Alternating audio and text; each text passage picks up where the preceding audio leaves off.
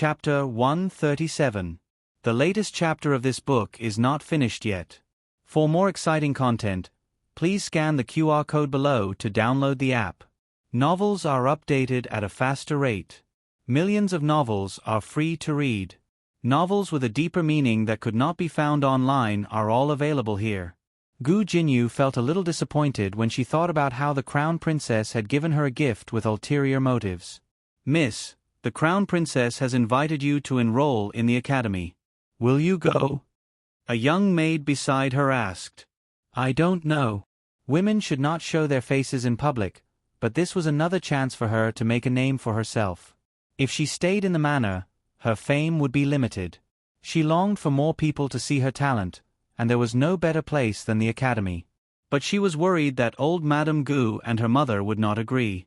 Old Madame Gu was more conservative. Her father had lobbied for a long time to hire a tutor for her. If they knew that she was going to study outside, Gu Jinyu frowned. Just as she was vexed, a servant reported that the Marquis had returned. Gu Jinyu hurried to the door to welcome him. Marquis Gu had been busy at the Ministry of Works for many days. He had lost a layer of skin. He walked out of the carriage haggardly. When he entered the residence, he saw his daughter walking towards him with a smile on her face. "Father!" Gu Jinyu called out sweetly.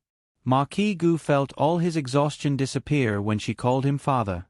He smiled and looked dotingly at his daughter. "It's so cold. Why did you come out?" "I came to wait for father," Gu Jinyu said with a smile. Marquis Gu said with satisfaction, "You're the most considerate." "All right, how's your mother? Is she in the residence?" "Yes, mother just went to bed," Gu Jinyu said. Marquis Gu frowned. "She went to bed so early. Are you feeling unwell?" He had just finished speaking when he saw the invitation in Gu Jinyu's hand. "What's that in your hand?" Gu Jinyu handed the invitation to Marquis Gu. "The Crown Princess has set up a girls' school and wants me to go." Marquis Gu opened it and took a look. "What did your mother say?" Gu Jinyu said softly, "Mother went to bed. I haven't had the chance to tell her." "What do you think, father?" Marquis Gu said, "If your mother thinks it's okay, then you can go." Gu Jinyu hesitated. "I'll do it." Marquis Gu did not find this difficult. Thinking of something, Marquis Gu asked, "Only one invitation? Did they say how to enter the school?" Gu Jinyu said, "Just one invitation." The person who sent the invitation said that noble ladies who are famous for their talents in the capital are exempted from the entrance exam. If anyone else wants to enroll, they just have to pass the exam. "There's still a test?" Marquis Gu frowned deeply. That girl only knew how to farm and was illiterate. How could she pass the exam? "Is there a way to get another slot?" he asked. Gu Jinyu asked innocently, "Does father want elder sister to enroll as well?" "I'll ask. If it's possible, I'll ask Crown Princess to give elder sister a spot. If there's no more, I'm willing to teach elder sister how to read and read. I'm just afraid that even if you're willing, she won't appreciate it." "Forget it. Keep the card properly." Marquis Gu returned the card to Gu Jinyu. Seeing that she was hesitating to speak, he could not help but ask, "What's wrong?" Gu Jinyu said in a low voice, "Father hasn't been back for a few days. He probably doesn't know that something has happened in the manor." Marquis Gu asked, "What happened?" Gu Jinyu lowered her eyes and pinched her handkerchief as she said, "Third brother and second brother were locked up in the ancestral hall by eldest brother." Marquis Gu sucked in a breath of cold air. "What did they do?" "No, your second brother doesn't do anything anymore." "Is it your third brother? What did he do again?" Gu Jinyu looked troubled. "It seems third brother and elder sister got into a quarrel and elder sister beat him up. Third brother is seriously injured." "Why does that girl beat up everyone she catches?" Marquis Gu's teeth hurt. He rolled up his sleeves and said coldly, "Has that girl returned to the manor?" "Elder sister. Eldest miss hasn't returned to the manor." Gu Jinyu was only halfway through her sentence when Nanny Fong, who had appeared nearby, interrupted her. Nanny Fong bowed to the two of them and said neither obsequiously nor haughtily, "Third young master bullied little master and caused little master's heart disease to act up." Eldest miss was angry and taught third young master a lesson. Third young master only suffered superficial wounds. Compared to little master, it's not worth mentioning. They were indeed superficial wounds. The kind that would keep him bedridden for a month. Gu Yen was already alive and kicking. Gu Qinglin's torment had just begun. Every night, he was in so much pain that even medicine didn't help. Nanny Fong sighed. Third young master has always been spoiled. He also cries for his parents when he suffers from superficial wounds. Poor little master. When his heart disease acts up, he doesn't cry or make a fuss. How disheartened must he be, but everyone thinks he's fine. Gu Jinyu's face was burning. Nanny Fong's words not only mocked Gu Jinyu, but also put a label on Gu Changlin. Later, even if Marquis Gu saw a wailing Gu Changlin, he would only think that he was spoiled. Marquis Gu frowned. Has Yen met Changlin? Nanny Fong sneered. It's a coincidence that the three young masters entered the same academy. On the first day of school, third young master recognized little master, but little master didn't recognize him. He was kidnapped to the woodshed and locked up for an entire day. Later, his heart disease acted up and he narrowly escaped death. Marquis Gu was furious. Unfilial son. Make him kneel in the ancestral hall. After saying this coldly, Marquis Gu didn't even look at Gu Qinglin's injuries. He got into the carriage and went to Jade Water Alley to see Gu Yen. Only Nanny Fong and Gu Jinyu were left on the lawn. Gu Jinyu opened her mouth. Nanny Fong curtsied. Second young miss, it's getting late. You should go back and rest. This servant also needs to go back and serve madam. Nanny. Gu Jinyu stopped her. I was going to say it just now. Nanny Fong nodded. This servant understands. Although second young miss isn't the Marquis' estate's biological daughter, madam raised her. How could second young miss not help madam but someone else? Wouldn't that be too cruel and unscrupulous? Gu Jinyu's face paled. Nanny Fong smiled faintly. This servant is a servant and doesn't know how to speak. Please forgive me. Second young Mississippi, Gu Jinyu didn't know what to say. She felt like she was being scolded, but Nanny Fong didn't say anything against her. Nanny Fong was Madame Yao's trusted aide. Only Gu Yen could be angry with her, but as a good girl, Gu Jinyu couldn't. Nanny, you're exaggerating. Gu Jinyu said, Nanny, go take care of my mother. Nanny Fong said earnestly, Second young miss, you should remember madam's words. Don't interact with the late madam's three sons. They won't accept second young miss and won't be your support in the future. Forgive this servant for speaking bluntly, but second young miss can only rely on madam and eldest young Mississippi. Gu Jinyu smiled faintly. I'll remember Nanny. A girl who grew up in the countryside and only knew how to dig for food in the fields. What right did she have to be her support? Because of that crippled husband who understood Yuan in high school? Nanny was indeed old. Marquis Gu went to see Gu Yen. Gu Yen was fine, but he still pretended to be dying. Marquis Gu was furious. When he returned to the estate, no matter how old Madame Gu came to find him, he was determined not to ask Gu Chongqing to release Gu Changlin. Old Madame Gu sent someone to deliver charcoal to Gu Changlin. What charcoal? Just freeze him to death. Gu Qinglin's charcoal was confiscated by his biological father just like that. Xiao Lulang also heard a little about the girls' school when he was in the Imperial College. This matter was actually slightly different from the rumors in the circle. It wasn't initiated by the Crown Princess. As early as 10 years ago, Empress Dowager Zhuang had proposed to open a girls' school, but it was unanimously opposed by the Emperor and the cabinet ministers. This matter was left unsettled. Now that the matter was brought up again, it was most likely the Emperor's idea. Grand Tutor Zhuang led hundreds of officials to plead to reopen the Imperial College, and his prestige in the court and the people's heart soared. The Emperor wanted to accumulate prestige for the imperial family, so he used the Crown Princess's name to open a girls' school. Since it was opened by the court, The quality of the girls' school must not be too bad. During dinner, Xiao Lulang talked about the girls' school at the dining table. Little Jing Kong exclaimed, "Girls' school? Does that mean Jiao Jiao can go there too?"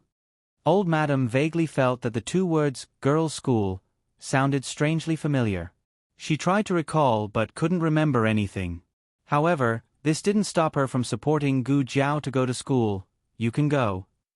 Gu Jiao. She didn't want to go. A certain someone who had experienced a series of cruel examinations such as the college entrance examination in her previous life didn't want to flip through books again in this life. Her family didn't force her. After all, the feeling of being forced to go to school was too depressing. Xiao Lulang, Gu Xiaoshun, Gu Yen, and little Jing Kong all deeply experienced this. After dinner, little Jing Kong suddenly looked at Gu Jiao cutely. "Jiao Jiao, I want to eat sugar-coated haws." Gu Jiao touched his tiger head hat. "Okay, I'll go buy it for you." This was the advantage of living on the streets. They could buy whatever they wanted to eat at any time. They didn't have such conditions in the countryside. "I'll go," Xiao Lulang said. "It's not that far," Gu Jiao said. Old Madam Yang waved her hand. "Okay, you two go together. Don't dawdle." The two of them went to Chong, an avenue together. It wasn't snowing when they went out, but snowflakes started to fall halfway.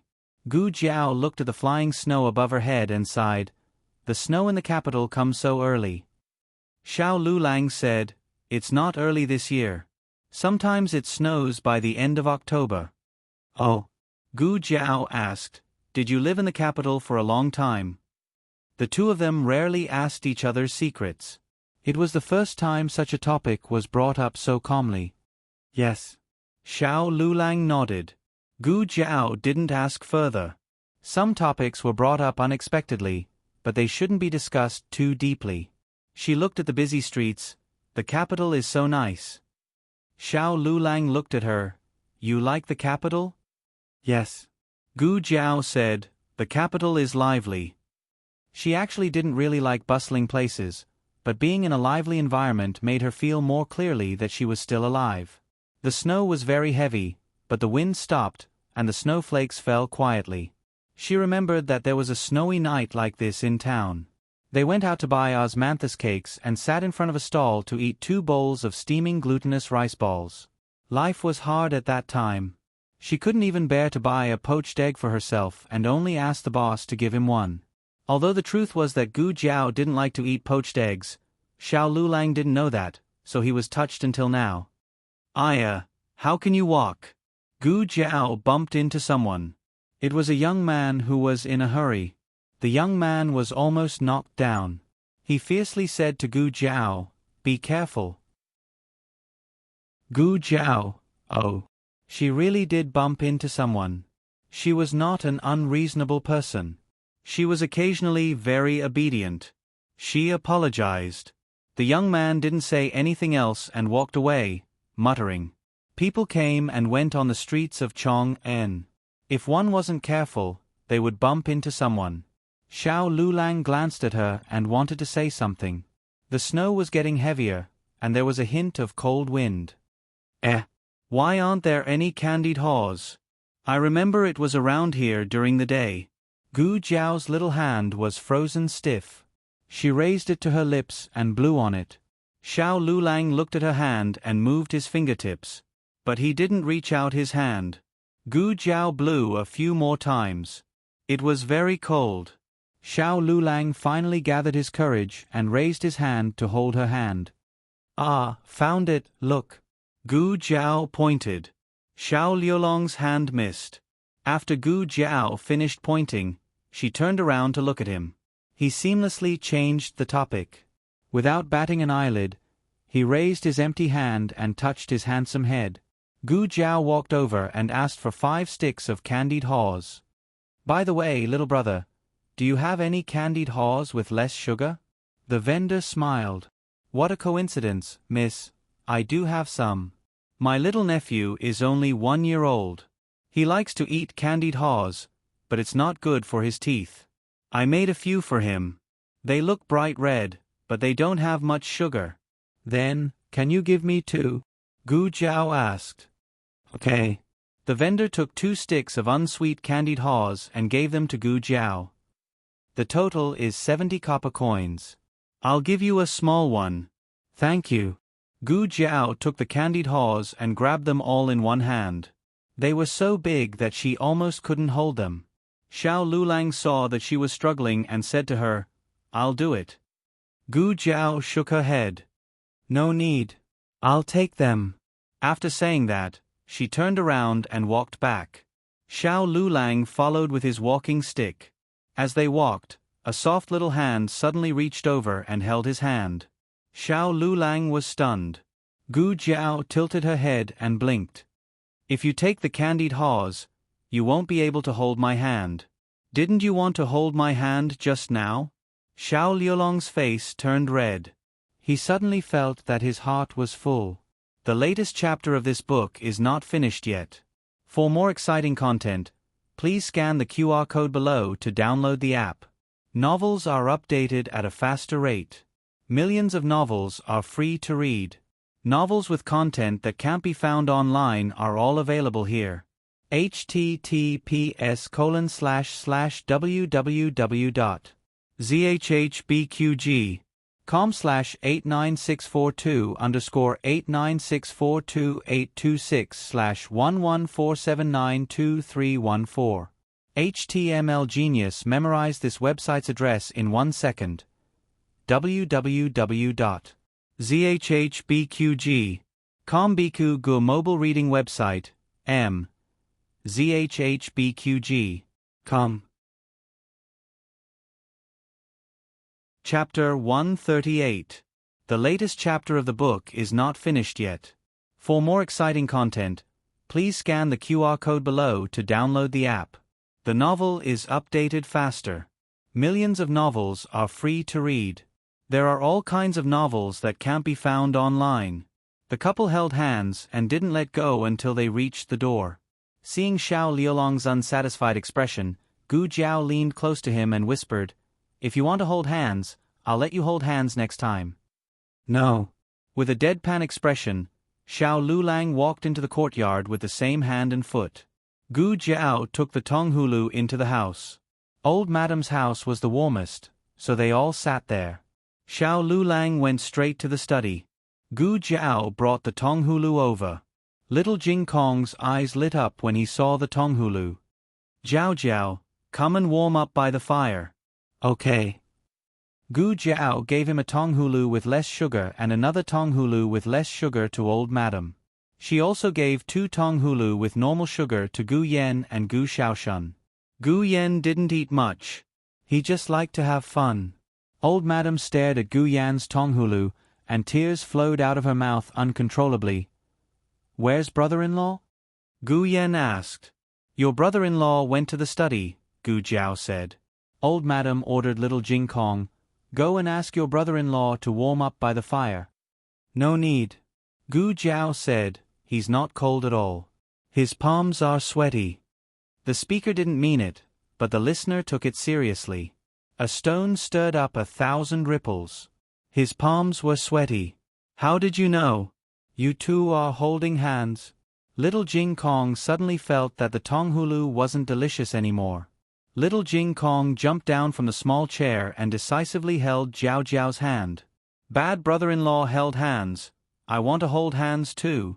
Gu Yen held Gu Jiao's other hand. Little Monk held hands. "I want to hold hands too." The confused Gu Jiao. Gu Xiaoshun looked even more confused. The old lady was happy. The 2 idiots were finally making progress. Her little great-grandson was just around the corner. To commemorate this important development, the old lady decided to eat 1 less candied fruit tonight. She placed the preserved fruit high on the bedside table. Happy. The moonlight was like water. It quietly flowed on the bedside table, and the candied fruit was sparkling and translucent under the moonlight. The old lady left. The old lady came back. She grabbed the candied fruit and stuffed it into her mouth. To hell with the commemoration. If you're happy, you should celebrate. You should eat to celebrate. The heavy snow continued to fall throughout the night and only stopped when it was almost dawn. When Gu Jiao woke up early in the morning, the courtyard was already covered with snow. Fortunately, he had moved the chicken house and the dog house to the woodshed last night. Otherwise, if he let them freeze outside for a night, he was afraid that they would become a few small popsicles. Gu Jiao went to the backyard to get water from the well to wash up. The weather was so cold, but the well water was warm. After washing up, she went to the kitchen to start a fire to cook, but was surprised to find that someone was already sitting in front of the stove to start a fire. It was Xiao Lulang. So early. Although he used to get up early, he never got up this early. Yes. Xiao Lulang looked back at her. At this moment, the sky was not yet bright, and the snow was basically reflecting the light of the snow. An oil lamp was lit in the kitchen, and the bright light from the stove was reflected on his handsome face. She only felt that this person was truly a peerless young master.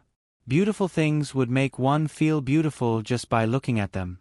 Gu Jiao curved her lips. Did you sleep well last night? Yes, and you? He asked. Gu Jiao walked over and took the firewood from his hand. Well, you can go and read. I'll do it. The kitchen was not big, and it was a little narrow when the two of them squeezed together. He smelled the fresh fragrance of Chinese soap on her body, as well as the unique scent of a young girl. He suddenly felt that the kitchen was a little hot, but he did not say anything. He got up and went out. However, he did not go back to the study to read. Instead, he took a shovel and began to clear the snow in the yard.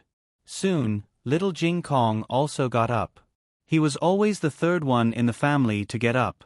When he saw the snow in the yard, he was so excited that he shouted, Oh, I Mount Tai next door, catch the vine of love. Gu Jiao's hand trembled, and she almost lit the whole kitchen. Can this be connected? Don't shovel. Don't shovel. Don't shovel. I want to play in the snow. He threw himself into the snow. There was no such heavy snow in Yuzhou, so it was no wonder that he was so excited. The little guy was healthy and was not afraid of catching cold. Xiao Lulang did not care about him and let him play in the snow. He took a shovel to shovel the snow in the corridor. He shoveled the snow outside the old lady and Gu Yan's room first. About half an hour later, Gu Xiaoshun also got up. At this time, little Jing Kong had successfully turned himself into the light shui man, Jing Kong. He was covered in snow, and his long eyelashes were stained with snowflakes. Little Jing Kong sat in the snow and looked at him with blinking eyes. Brother Xiaoshun, do you want to play? Oh, okay. Gu Xiaoshun walked over, rolled little Jing Kong into a light shui ball, and started to roll. Little Jing Kong was rolled so hard that he stuck out his tongue and rolled his eyes. Oh. I asked you to play in the snow. I didn't ask you to play with me. Gu Xiaoshun, but you're more fun. The two of them played crazily for a while until Gu Jiao came out and carried the sweaty and drenched little ball back into the house to change her clothes. Gu Xiaoshun also took a shovel and shoveled the snow with Xiao Lulang. Breakfast was tofu and pickled vegetable soup and mutton steamed buns. To make up for little Jing Kong's regret that he couldn't eat mutton, Gu Jiao made a basket of buns for him. The snow-white buns were eaten one at a time. Little Jing Kong suddenly felt that he was really a fierce little tiger. Little Jing Kong was a little obsessed with tigers recently. Gu Jiao also sewed a double-shoulder little tiger school bag for him. After the meal, he quickly put on the little tiger's backpack and went to the Directorate of Education with his bad brother-in-law accompanying him. Gu Yan and Gu Xiaoshun also went to Qinghe Academy. The old lady didn't get up until the whole family went out one after another. Gu Jiao gave her a bowl of mutton soup. Great aunt, I'll go to the clinic later. If you're bored. I'm not bored, I'm not bored. Go ahead. The old lady waved her hand. Gu Jiao looked at the old lady strangely. Based on her understanding of the old lady, she was most likely up to something again. What did you do again? The old lady drank a mouthful of mutton soup. Nothing. She just called all the aunties in the alley over and played leaf cards for a few days. She won a lot of money, haha. Gu Jiao felt that her great-aunt was really capable. She couldn't stay idle no matter where she went, and she was always able to mingle with people. Her social skills were excellent, and she was miles ahead of her and Xiao Lulang. The old lady was a shrewd person. Gu Jiao wasn't worried that she would be deceived. She should be worried about other people. She didn't know how unlucky they were to fall into the hands of her great-aunt. "Remember to bring an umbrella," the old lady said. Gu Jiao turned around and smiled. "Okay." Gu Jiao wasn't afraid of the sun and rain, but someone reminded her to bring an umbrella. It was a new experience. She happily took an oil paper umbrella, said goodbye to her great-aunt, and went to the medical center. The second boss was a practical person. In less than 10 days, the medical center had begun to take shape.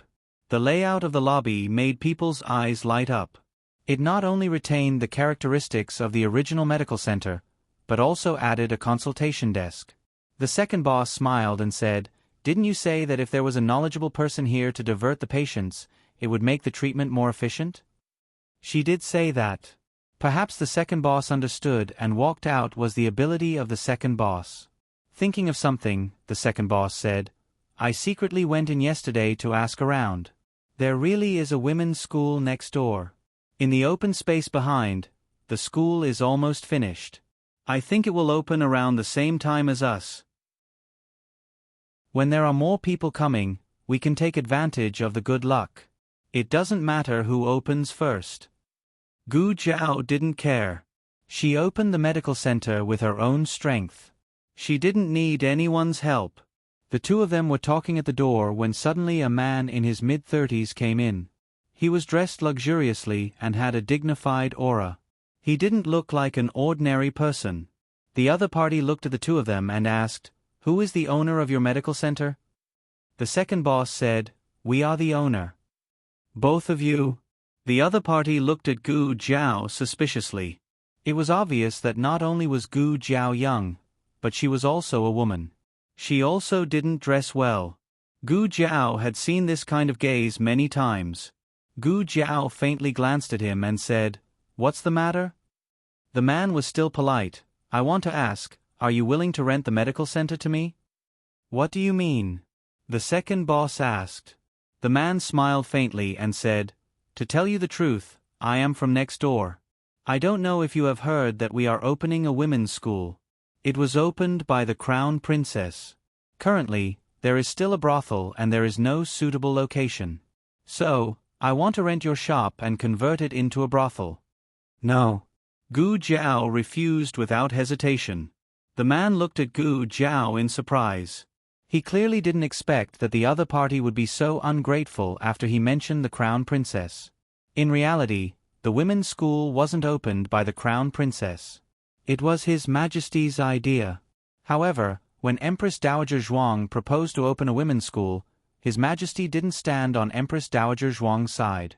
Now that he had slapped himself in the face, it didn't look good, so he used the Crown Princess name. Could it be that he had to use His Majesty's name to scare this little girl?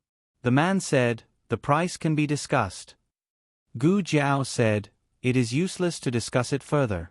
No means no." The man's smile became colder. "You also found someone else to rent. Don't you just want to open a medical center? You can rent this shop to me, and I'll find you a better one." Gu Jiao looked at him like he was an idiot. "Since there is a better shop, why don't you use it?" The man choked. The second boss knew that the other party had a powerful background and didn't want to be on bad terms with the other party. However, he also understood Gu Jiao's temper. He could only appease her. "Did you think you were in the right just because you yelled?" The man saw that he couldn't get through to Gu Jiao, so he looked at the second boss on the side and said with a smile, "Why do you have to make it so ugly? When I find the owner and tell him not to rent the shop to you, won't you still have to move out?" The second boss spread his hands. "That may not be the case." The man frowned. "When did this person become so stubborn?" "You?" Before he could finish, he was interrupted by a cold voice. "What are you doing? Didn't you hear that he refused you?" "What? You want to use the Crown Princess name to oppress the common people?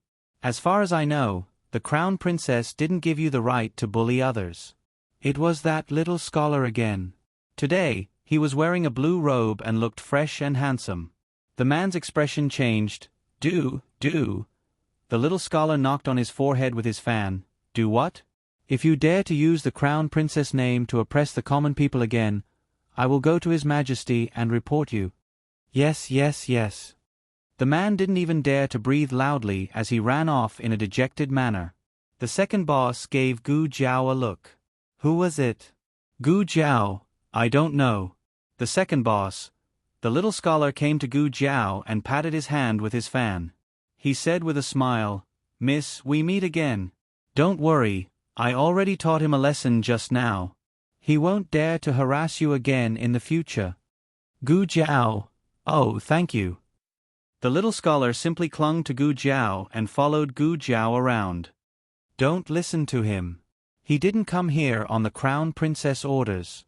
The Crown Princess wouldn't have such a rude servant. Gu Jiao understood. The little girl was still clinging to the fact that she had no feelings towards the Crown Princess. It was enough that she liked the Crown Princess. Why did everyone in the world have to like the Crown Princess? Wasn't this a very strange thing? The little scholar proudly said, You also saw it. I'm very capable. As long as you also like the Crown Princess, we can be friends. I'll protect you. As the Crown Princess #1 supporter, her goal was to spread the Crown Princess good name and have more people understand and like the Crown Princess. Gu Jiao did not waste any more words with her. She carried a box of tools and went up to the second floor. The little scholar wanted to chase after her, but the workers came over at this time. The little scholar was separated by the workers. When the workers all left, Gu Jiao had already disappeared. The little scholar was not discouraged.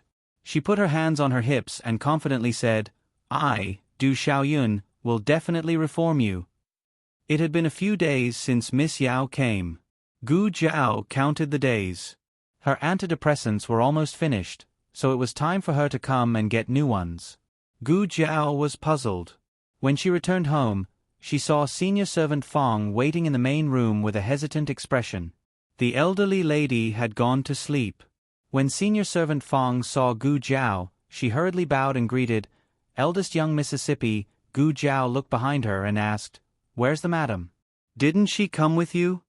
This servant came to find the eldest young miss myself. The madam, she. Senior servant Fong hesitated for a moment and finally said, The madam hasn't been well recently. She doesn't want the eldest young miss and the young master to worry, so she refuses to come over. Gu Jiao nodded in understanding. I'll go with you to the Marquis's estate. The latest chapter of this book is not finished yet. For more exciting content, please scan the QR code below to download the app. The novel will be updated even faster. There are millions of novels to read for free. There are novels with connotations that can't be found on the internet here. https://www.zhbqg.com/89642_8964282655552. HTML Genius memorized the website's address in 1 second. www.zhbqg.com Biku Pavilion's mobile reading website. zhbqg.com. Chapter 139. The latest chapter of this book is not finished yet. For more exciting content, please scan the QR code below to download the app. Novels are updated faster and more frequently. Millions of novels are free to read. There are all kinds of novels that can't be found online. Gu Jiao was a very straightforward person. What she accepted and what she did not accept, she would put it all on the table. She couldn't open the knot in her heart when she was young, so she couldn't live with Madame Yao calmly. However, this didn't mean that she would ignore Madame Yao. She still interacted with Madame Yao as a doctor. This visit was to treat Madame Yao's illness. Other people had nothing to do with her, so she didn't want to see them. Nanny Fong understood eldest Mrs. Temper and knew that she wouldn't visit old Madame Gu or other people in the residence. In order to avoid gossip, Nanny Fong simply didn't mention that eldest Miss had returned to the residence. The servant guarding the door thought that Nanny Fong had only invited a doctor back to the residence. Gu Jiao sat in the carriage and entered the inner residence of the Lord Protector's estate. The first courtyard she saw was Vengming Courtyard. Nanny Fang said that it was the former madam's courtyard. Even though the former madam had passed away many years ago, it was still empty. Occasionally, the heir would go there to reminisce about the former madam. Madam's courtyard is over there. Nanny Fang pointed to the end of the path. It's so far away? Gu Jiao said. Nanny Fang sighed. Yes, but wasn't it far away? Madam's status in the residence was awkward. How could old Madame Gu let her live in a courtyard that was in a good location? Concubine Ling's courtyard was close and closest to Marquis Gu's courtyard. In fact, whenever Marquis Gu went to Madame Yao's courtyard, he would pass by Concubine Ling's courtyard. In order to let Concubine Ling be favored, old Madame Gu had schemed. Unfortunately, even if Marquis Gu passed by Concubine Ling's door every day, he wouldn't enter her room. That's Concubine Ling's courtyard. Nanny Fang pointed to a courtyard. Gu Jiao glanced through the window. It was a refreshing and elegant scene with pavilions, terraces, and withered flowers everywhere. Gu Jiao didn't care too much. She was just a concubine. It wasn't worth it. The carriage stopped in front of Madame Yao's courtyard. Nanny Fang went to get a stool for Gu Jiao, but Gu Jiao jumped down. Nanny Fang was startled. Which noble young miss is so fierce? Is Madam inside? Gu Jiao asked. Ah yes. Nanny Fang regained her senses. She should be in the warm room right now. The winter in the manor isn't this cold. Madam isn't used to it and stays in the warm room all day long. Gu Jiao followed Nanny Fang to the warm room. The warm room was indeed warmer than the outside, but it was still a little stuffy. Yao She's eyes were closed as she lay on a rattan chair in the warm room. Hearing the sound of the door opening, she waved her hand without thinking and weakly said, I already said that I won't eat. You can all leave. There was no response for a long time. She realized that something was wrong and turned to look at the door. When she saw the familiar figure, her dim eyes instantly brightened. Jiao Jiao. She hurriedly sat up from the rattan chair and nervously and helplessly tidied her hair and clothes. It was as if she didn't want to lose her image in front of her daughter. Gu Jiao didn't care about this. She walked over and came to Yao She's side. Is Madam well? Yao She glanced at Nanny Fang, and Nanny Fang pretended to be deaf and mute and left. Yao She helplessly sighed. I'm fine. Nanny Fang made a fuss over nothing and even called you to the manor. The Marquis's manor wasn't a good place. She didn't care if people looked down on her, but she didn't want her daughter to suffer with them. Sit down. Yao She pulled her daughter's hand and sat down on a stool. Gu Jiao took down the small basket and put it on the small round table in front of her. Then she reached out her hand to Yao She. Let me take a look. Yao She handed her wrist to Gu Jiao. Gu Jiao carefully checked her pulse and her expression was slightly dignified. Did you not take your medicine properly these past few days? Yao She said embarrassedly, I forgot to take it once or twice. Was it once or twice? Gu Jiao asked. Gu Jiao was very strict when it came to treating patients. Yao She carefully thought for a moment and said, Twice. Are you sure there's no more? Gu Jiao looked into her eyes. I'm sure. Yao She nodded. The first time was when she came back from Bai Shui Alley. She had just learned that Gu Yen was being bullied by Gu Chenglin. She rushed to Gu Qinglin's courtyard and caused a ruckus. Perhaps she was too tired from the ruckus, but when she came back, she fell asleep. That night, she didn't take her medicine. The next morning, she overslept and forgot to take her medicine. It was only these 2 times and no more. What's wrong? Yao She asked. Gu Jiao said truthfully, your pulse isn't very good. If you only forgot twice, then it shouldn't be a problem with the medicine. It should be because you were too agitated. Yao She also felt it. Her illness was clearly almost cured, but that day, she couldn't control her emotions and almost died together with Gu Chenglin. If it wasn't for Gu Chongqing taking her dagger, she would have killed Gu Chenglin and hanged herself. Speaking of which, the dagger was still in Gu Chongqing's hands. He knew her motive, but she didn't know why he didn't make things difficult for her. Yao Shi immediately thought of many things. Gu Jiao could see that she was thinking more than before, so she said to her, "Perhaps you've developed a resistance to the medicine. I'll give you 2 different medicines." Yao Shi said, "All right." Gu Jiao hadn't opened the medicine box in a long time. The last time she opened it was when she was suturing that man. At that time, she wasn't of marriageable age. However, she vaguely remembered that the medicine box contained a new antidepressant. Gu Jiao no longer deliberately hid the medicine box from Yao Shi. Yao Shi occasionally saw the things inside and felt it was strange, but she just thought it was because she didn't know enough and didn't suspect anything. Gu Jiao took out the antidepressant and told Yao Shi how to take it. "In the future, don't forget to take your medicine." Yao Shi shook her head and said, "I won't." At that time, she was so angry that she lost her mind. But after she sobered up, she felt a lingering fear. If she really died with Gu Changlin, she would never be able to see her 2 children again. Jiao Jiao and Yen would also be like the 3 brothers, becoming motherless children. How could she treat the siblings like that? Gu Jiao accompanied Yao Shi and chatted for a while. Then, she watched Yao Shi take the medicine. One of the medicines had a calming effect. Yao Shi leaned against the rattan chair and fell asleep not long after. Gu Jiao took a blanket and covered her with it. Hearing that there was no movement inside, Nurse Fong gently pushed the door and entered. She looked at the sleeping Yao Shi and whispered to Gu Jiao, "Is the madam asleep?" Gu Jiao nodded and got up to leave the room. Nurse Fong also followed her out and closed the door. "Eldest miss, how is the madam's condition?" Gu Jiao said, "Her condition has relapsed. It's similar to when she was in the mountain villa." Nurse Fong said in fear, "Is it that serious?" Gu Jiao said, "It's not as serious as it was at the beginning." Nurse Fong's expression softened and she lamented, "After the madam came back, her mood wasn't very good. She just endured it until that day when she went to buy Shui Alley and learned that the young master was being bullied.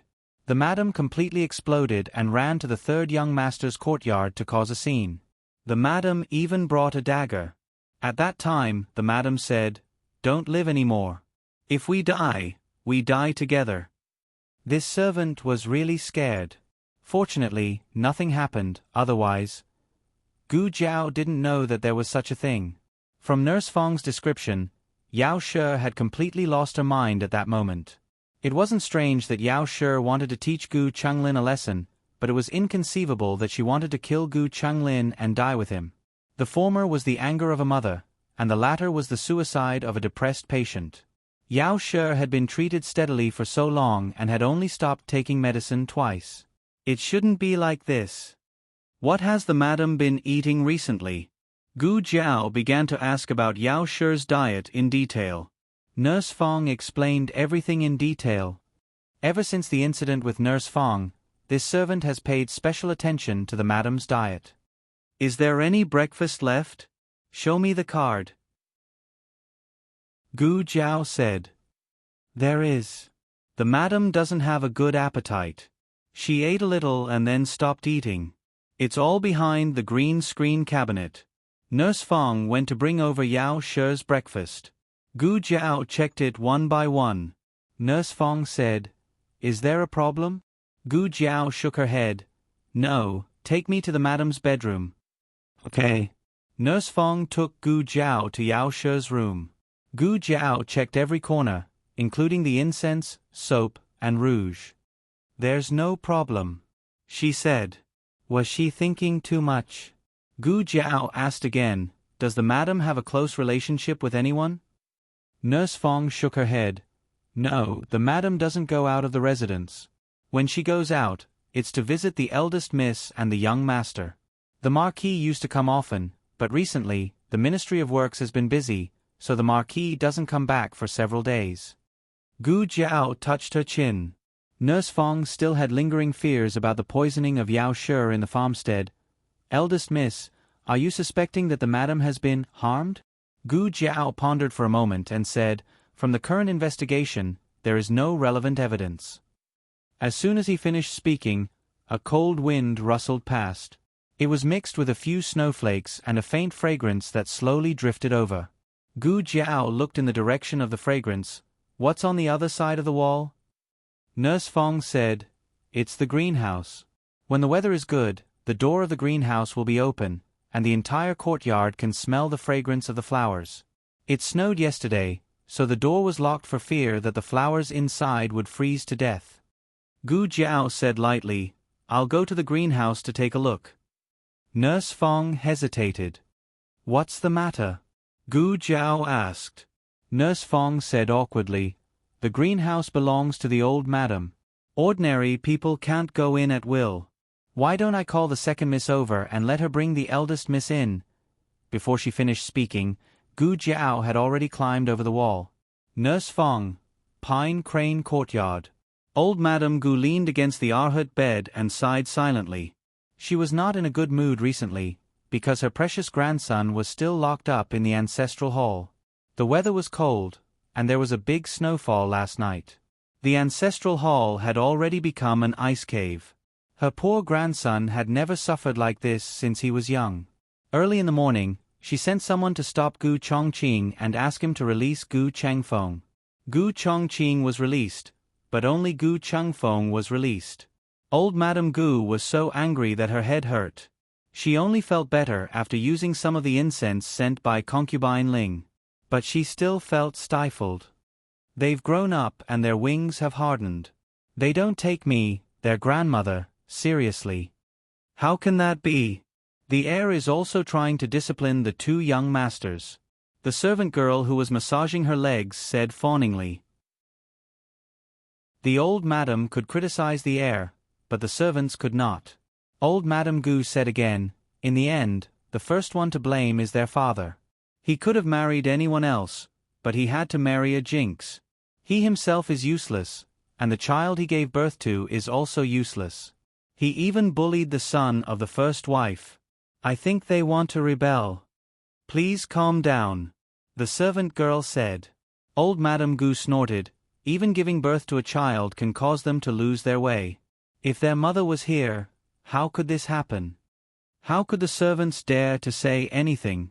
They could only brace themselves and listen. Old Madame Gu gritted her teeth and said, Girls who grew up in the countryside have no manners. Crude and despicable. The servant girl lowered her head even more. After hearing so many secrets, would she be silenced? Don't let her fall into my hands, or else I will definitely teach her a lesson. Old Madame Gu got angrier as she spoke. Where's Yao? Call her here. After returning to the manor for so long, Tian claimed to be sick in her room every day, but she did not come to set the rules in front of her. Her trusted nanny advised, Why do you have to lower yourself to her level? She won't say anything even if you hit her with a stick. This was the truth. It was not that old Madame Gu had not set the rules for Yao, but no matter how old Madame Gu tried to torture her, she was like a soulless wooden person. Old Madame Gu felt as if she had punched cotton. In the end, old Madame Gu did not know whether Yao felt wronged or not, but she was furious. Has the peony in the greenhouse bloomed? Her trusted nanny asked the servant girl who was massaging old Madame Gu's legs. The servant girl said, It has bloomed. I went to take a look this morning. It's blooming very well. Old Madame Gu loved flowers, especially peonies. Gu Jinyu also loved peonies because of old Madame Gu's influence. Unfortunately, peonies were seasonal. In order to make them bloom in winter, old Madame Gu did not hesitate to spend a lot of money to build a glass roof greenhouse. The servant girl continued, I'll go and bring a few pots over for old Madame. Old Madame Gu waved her hand. It's so cold. Won't it freeze to death if you bring it out? Forget it. I'll go and take a look myself. The latest chapter of this book is not finished yet. For more exciting content, please scan the QR code below to download the app. Novels are updated at a faster rate. Millions of novels are free to read. Novels with content that can't be found online are all available here. https://www.zhhbqg com/89642_8264826/114762263. HTML Genius memorized this website's address in 1 second. www.zhhbqg.com Biku Gu mobile reading website, zhhbqg.com. Chapter 140. Please scan the QR code below to download the app for more exciting content. Novels are updated at a faster rate. Millions of novels are free to read. Novels with a deeper meaning that can't be found online are all available here. Old Madame Gu usually asked people to bring out the peonies for her to admire. She would only go to the greenhouse when the weather was too cold. There was actually some distance between the pine crane courtyard and the greenhouse, but the old lady was sitting in a sedan chair. It was comfortable without wind or rain. The sedan chair arrived outside the greenhouse very quickly. Old Madame Gu's confidant lifted the curtain and helped Old Madame Gu out of the sedan chair. Old Madame Gu noticed the wide wooden door and frowned. Who's looking after the greenhouse today? Aren't they afraid that the flowers inside will freeze to death by leaving the door open? Old Madame Gu pointed a servant in to take a look. The servant went in to take a look and came out to report, "I don't see the gardener." This made Old Madame Gu even angrier. If there was no gardener, it meant that the gardener had left his post without permission. She didn't know how long he had been gone, but the door was still open. Old Madame Gu asked someone to find the gardener as she entered the greenhouse with the help of Old Madame Gu's confidant. Gu Jiao had been squatting on the ground to observe the flowers earlier and was blocked by the potted plants behind her. Now that she was done, she stood up. Old Madame Gu and Old Madame Gu's confidant were so shocked that their hearts trembled when they saw another person. "Who is it?" Old Madame Gu asked sternly. Gu Jiao turned around calmly. Gu Jiao did not dress like a rich young lady, nor did she look like a servant in the manner. She was not very old, about the same age as Gu Jinyu. Gu Jiao's right cheek was as beautiful as a fairy's, but there was a huge red birthmark on her left cheek. Old Madame Gu had never seen such a disfigured person. Old Madame Gu's eyebrows twitched. Where did this wild girl come from? How dare she come to the greenhouse of the Duke's manor? Old Madame Gu's confidant and maids were also very surprised. Yes, where did this wild girl come from? The Duke's manor was not a vegetable garden where outsiders could enter as they wished. Could she be a servant's child or relative? But even so, they could not barge into the old Madame's greenhouse. Gu Jiao sized up Old Madame Gu and guessed her identity. Gu Jiao looked at the white flower in her hand and then looked at Old Master Gu, who looked like he was about to explode. Old Madame Gu was even more confused. What was this girl's reaction? Between revealing her identity and leaving, Gu Jiao chose the former. She walked towards Old Madame Gu. However, Old Madame Gu thought that she was going to assassinate her and shouted agitatedly, "Someone come quickly! Stop her!" Everyone rushed forward and reached out to grab Gu Jiao. Old Madame Gu kept retreating, trying to avoid this terrifying battlefield. Unfortunately, she was careless and accidentally bumped into the flower rack behind her. She lost her balance and fell under the flower rack. In a panic, she reached out to grab the flower rack in front of her in an attempt to stabilize herself. However, the flower rack was not strong enough and was pulled down by her in an instant. The dozens of potted plants on the flower rack fell down with a crash. Old Madame Gu did not even have time to cry out before she was buried under the ruins. Old Madame Gu's confidant gasped. She had not been paying attention for a while, so how did this happen? Everyone no longer cared about catching Gu Jiao and turned around to save Old Madame Gu. Gu Jiao spread her hands innocently. This time, it was not her fault. Everyone was in a panic. Gu Jiao shook her head and walked out of the greenhouse with a bouquet of small white flowers. Although the greenhouse and Madame Yao's courtyard were only separated by a wall, the road was very far and they had to take a detour. With great difficulty, old Madame Fong walked around half of the Marquis's estate and arrived at the greenhouse. When she saw Gu Jiao coming out of the greenhouse, she called out breathlessly, "Eldest, eldest." Before she could say anything, Gu Jiao gently jumped over the wall and returned to Madame Yao's courtyard. Old Madame Fong, who was doubting her life. By the time old Madame Fong walked around half of the Marquis's estate and returned to Madame Yao's courtyard, she felt that her old legs did not belong to her anymore. Old Madame Fong leaned on the pillar under the porch and gasped for breath. Gu Jiao sat on the stone bench in the courtyard and played with the bouquet of white flowers on the stone table in front of her. The flowers bloomed beautifully. They were pure white and elegant, and were out of this world. "Old Madam," she said, "who planted the flowers in the greenhouse?" Old Madame Fong waved her hand. She was too tired to speak. Gu Jiao did not rush her and asked a servant to pour her a cup of hot tea. After drinking a few mouthfuls of hot tea, old Madame Fong finally recovered her breath. She staggered over to Gu Jiao. Gu Jiao said, "Sit down and talk." "Thank you, eldest Mississippi." Old Madame Fong was a person who attached great importance to rules, but she really couldn't stand it anymore. She sat down on the stone bench next to Gu Jiao and said, "The flowers in the greenhouse were planted by the gardeners in the estate. The gardeners planted whatever flowers old Madam liked. Generally, most of them are peonies. There are also some peonies, clivia, and water lilies. There are also other flowers, like the begonia in the West Mansion. This servant didn't go to the greenhouse many times. I heard it from the servants in the estate." After a pause, old Madame Fong thought of something and added, "However, Concubine Ling also knows how to plant flowers, and she's better at it than the gardeners. Now, old Madam let her take care of it." Gu Jiao narrowed her eyes. "I know. Where is she?" Old Madame Fong realized something and asked, "Eldest Miss, why do you suddenly ask about this? Is there a problem with the greenhouse?" "There is a problem. As for who did it, we have to find out." Gu Jiao didn't think about whether it was intentional or not. She didn't believe that there were so many coincidences in the world.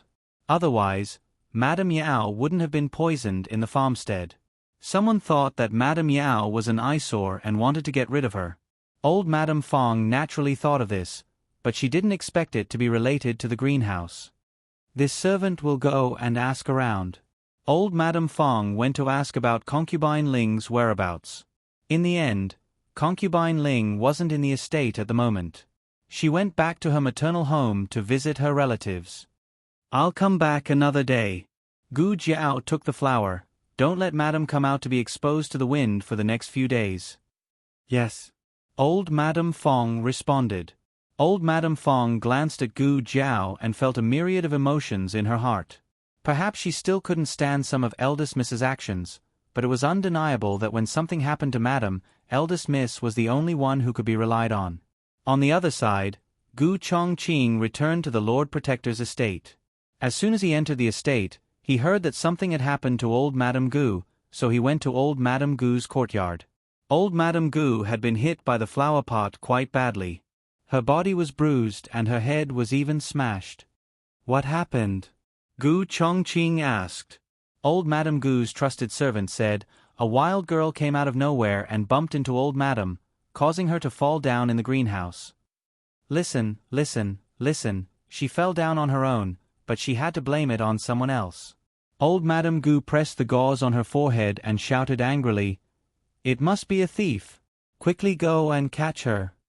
If she was a thief, then she naturally had to be caught. Gu Chongqing ordered people to seal off the estate. Gu Jiao's carriage had just arrived at the entrance of the estate when it was stopped by a bodyguard. The bodyguard said, "There was a thief in the estate. The heir ordered that no one is allowed to enter or leave the estate freely." Old Madame Fong sternly said, "Look carefully. This is Madam's carriage. How could there be a thief in Madam's carriage?" The bodyguard said, "Excuse me." Gu Chongqing's personal guards only listened to his orders. Not to mention Madame Yao's carriage, even if old Madame Gu's carriage came, they also couldn't pass. While the two sides were arguing, Gu Chongqing heard the commotion and walked over with a cold expression. Old Madame Fong bowed to him. "Heir." Gu Chongqing looked at the carriage behind her. "Madam wants to go out." Old Madame Fong opened her mouth and didn't know how to answer. Gu Jiao lifted the curtain of the carriage window and looked at the dignified Gu Chongqing. I want to go out. Gu Chongqing's expression immediately froze. Ever since he found out that the young man was Gu Yen, he naturally guessed Gu Jiao's identity. It would be a lie to say that he wasn't shocked, but it would be pretentious to say that he was still shocked after so many days. He looked at Gu Jiao with a complicated gaze. Gu Jiao just found out that this person was actually her and Gu Yan's half-brother, Gu Chongqing. No wonder she dreamed of him. No wonder he didn't come for so many days. He should have guessed her and Gu Yan's identities. This was really, she didn't know how to put it. The two families were obviously not on good terms, but by a freak combination of factors, they were strangely involved. He saved little Jing Kong, she saved him, and he saved Gu Yen. Gu Jiao calmly looked at her half-brother in front of her and held her chin with her small hand. You won't let me go? Gu Chongqing was slightly startled by her calm and unhurried tone. Didn't she have any burdens? About their identities? No. Gu Chongqing came back to his senses and said to the imperial bodyguard, let them go. Yes. The imperial bodyguard didn't ask any more questions and respectfully stepped aside. Nanny Fong was very puzzled. Looking at the eldest miss and the heir's attitude, it seemed like they knew each other.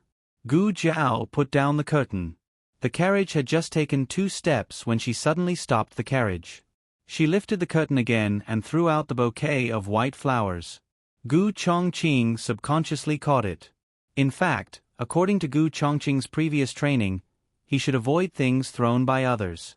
Even he didn't understand what happened just now. He looked at Gu Jiao strangely. Gu Jiao didn't say anything else. She just pulled down the curtain and then left in the carriage. The people around were confused. What was going on? That girl gave a flower to the heir of their family? Gu Chongqing didn't think that she would give him flowers for no reason. He looked at the flowers in his hand and frowned, lost in thought. Gu Chongqing thought of what had happened in the greenhouse. Gu Chongqing called the gardener in the residence over. Do you recognize this flower? The gardener said, it's a flower from the greenhouse. Gu Chongqing asked, what kind of flower is it? The gardener shook his head. This servant doesn't know. Gu Chongqing said coldly, you planted it yourself and you don't know? The gardener was embarrassed. He wasn't a real gardener. He was just a servant who watched the greenhouse.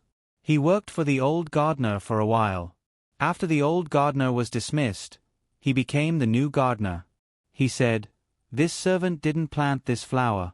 It was concubine Ling. Gu Chongqing asked the gardener to leave and called the residence doctor over. The residence doctor didn't know much about flowers. But if this wasn't a normal flower, but a medicine, then it was a different story. This is a devil's snare. Be careful. It's poisonous. Gu Chongqing frowned. It's poisonous. The residence doctor said, yes, this flower is poisonous regardless of whether it's white or red. The seeds are the most poisonous, followed by the leaves. It can also be used in medicine. The mafesin we use is mainly made from this flower. You'll be poisoned if you touch it? Gu Chongqing asked. That's not the case. Heir's body is strong. Not to mention touching it, even eating it won't be a problem. The residence doctor said flatteringly. Did he mean that he would eat poison when he had nothing to do? The residence doctor continued, but if it's someone with a weak body, just smelling the flower's fragrance will also affect them. They will either become excited or depressed. Gu Chongqing continued, if it's someone who already thinks too much and often smells the flower's fragrance, will it worsen their condition? The residence doctor nodded, it will. If it's serious, it may cause hallucinations. Even worse, it's not uncommon for people to commit suicide or lose their rationality. Gu Chongqing thought of Yao Shi, who had almost died together with Gu Chunglin. He thoughtfully asked, is this flower common? The residence doctor said, it's common. It's found in the mountains. Unfortunately, most people don't recognize it. Just because it's pretty, they picked it and brought it home. In the end, they were poisoned. That night, concubine Ling returned to the residence. As soon as she entered, she saw Gu Chongqing's servant waiting for her. She asked, "What's the matter?" The servant said, "Concubine Ling, the heir is looking for you." Concubine Ling was stunned and smiled. "Okay, I know." Concubine Ling went to Gu Chongqing's courtyard. Gu Chongqing was practicing his sword in the courtyard.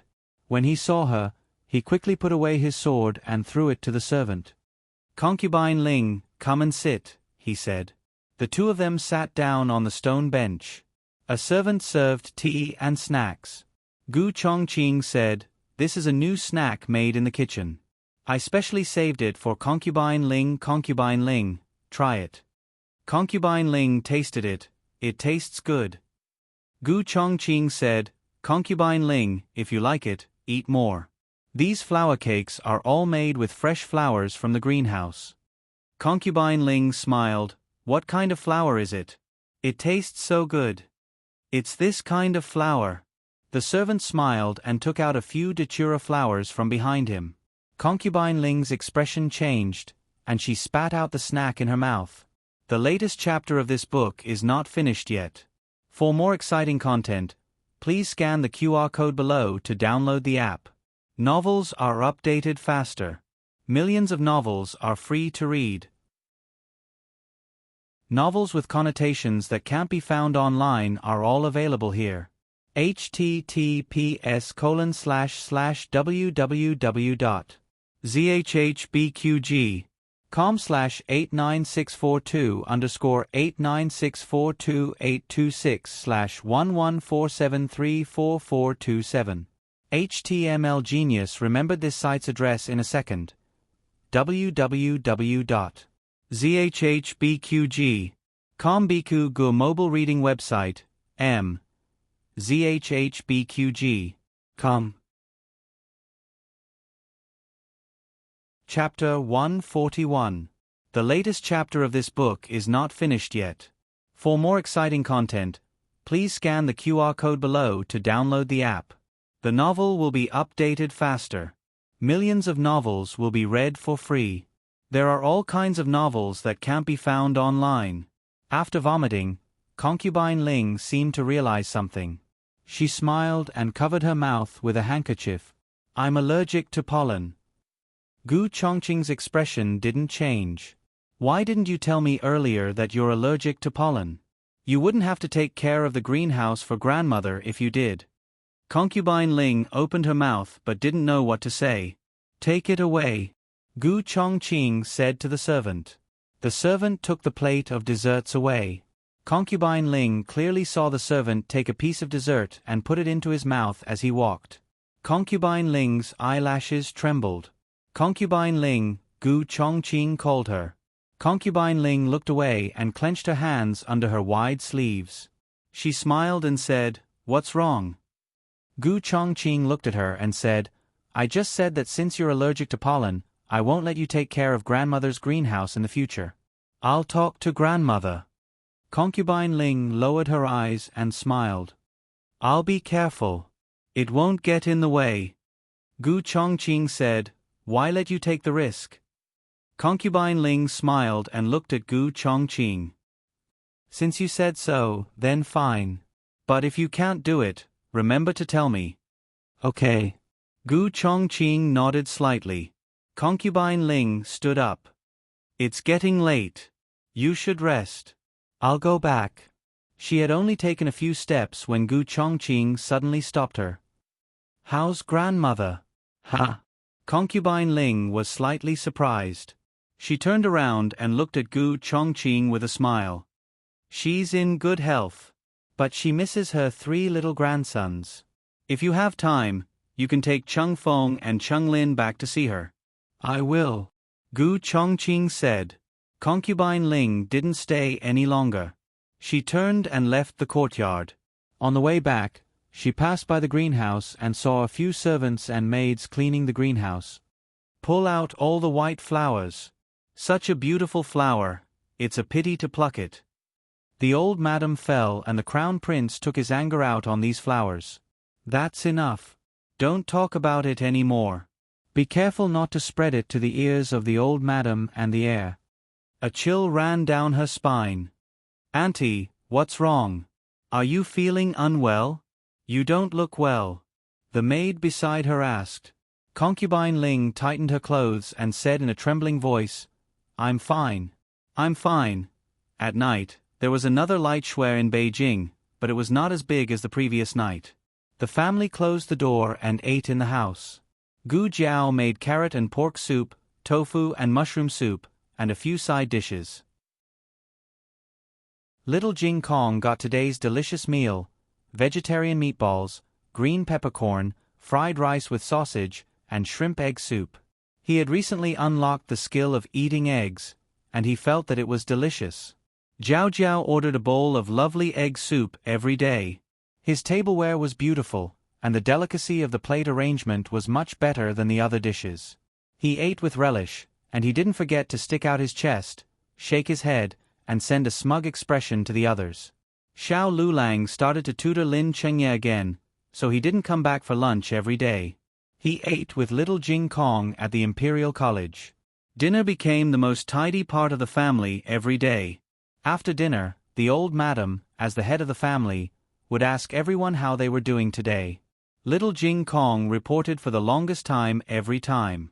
He was a taciturn child in school and was a very cold child. When he was at home, he was a little loudspeaker. He was lively, and he would only stop when Gu Jiao praised him. Today, there was nothing special about everyone. When it was Gu Jiao's turn, Gu Jiao hesitated for a moment, then told them about Yao Shi. She didn't tell them that Yao Shi was framed in the Ho Fu, and that Yao Shi almost died together with Gu Changlin. She only told them that she wanted to bring Yao Shi over. Everyone liked Yao Shi, so they didn't have any objections. The only problem was the room. Gu Yan expressed that he could move in with Gu Shaoshun and give the room to Yao Shi. Gu Shaoshun nodded. His bed was big enough for 2 people to sleep on. Tomorrow, I'll go with you? Xiao Lulang asked Gu Jiao. He was talking about going together to bring Yao Shi over to live with him. Gu Jiao nodded and asked him, You don't have classes tomorrow? Xiao Lulang. I have classes. Early the next morning, Gu Jiao went to the Ho Fu. Yao Shi had woken up early and was eating breakfast in a warm room. Seeing her daughter come over, she was very happy, but she was also a bit worried. She pulled her daughter's hand and sat down. Have you eaten yet? I've eaten. Gu Jiao said, I came to bring you out of the Fu. Yao Shi was stunned. Gu Jiao paused and said, Are you willing to move out and live with us? Yao Shi wanted to hear these words even in her dreams. Even in her dreams, she wanted to live with her daughter. But now was not the time. Yao Shi reached out and touched her daughter's hair. You came so early just to bring me out of the Fu? Gu Jiao nodded honestly. Yao Shi looked at her daughter dotingly. Jiao Jiao, have you truly accepted me? Gu Jiao was silent. She didn't know. The one she didn't accept was not Yao Shi, but her mother. But Yao Shi was her mother. Yao Shi held her daughter's hand and gently said, Jiao Jiao was worried about me, so she made a concession. I am very moved and very happy. But right now, I still cannot move out and live with Jiao Jiao. That concubine mother has a problem. Gu Jiao said. Sure enough, it was because she was worried about her. Yao Shi touched her daughter's face with relief and bitterness. Mother knows. Mother can handle it. Trust mother this once. If this was before, knowing that she could move out with her daughter, she would have done it without hesitation. But she already knew about the situation in the greenhouse. She thought about it for an entire night, thinking about what she should do. Should she move out, or should she continue to stay in the manor? In the past, she did not fight because she felt that she could not see any hope. Her Yen could lose her life at any moment. She just wanted to protect Yen and stay away from the manor's affairs.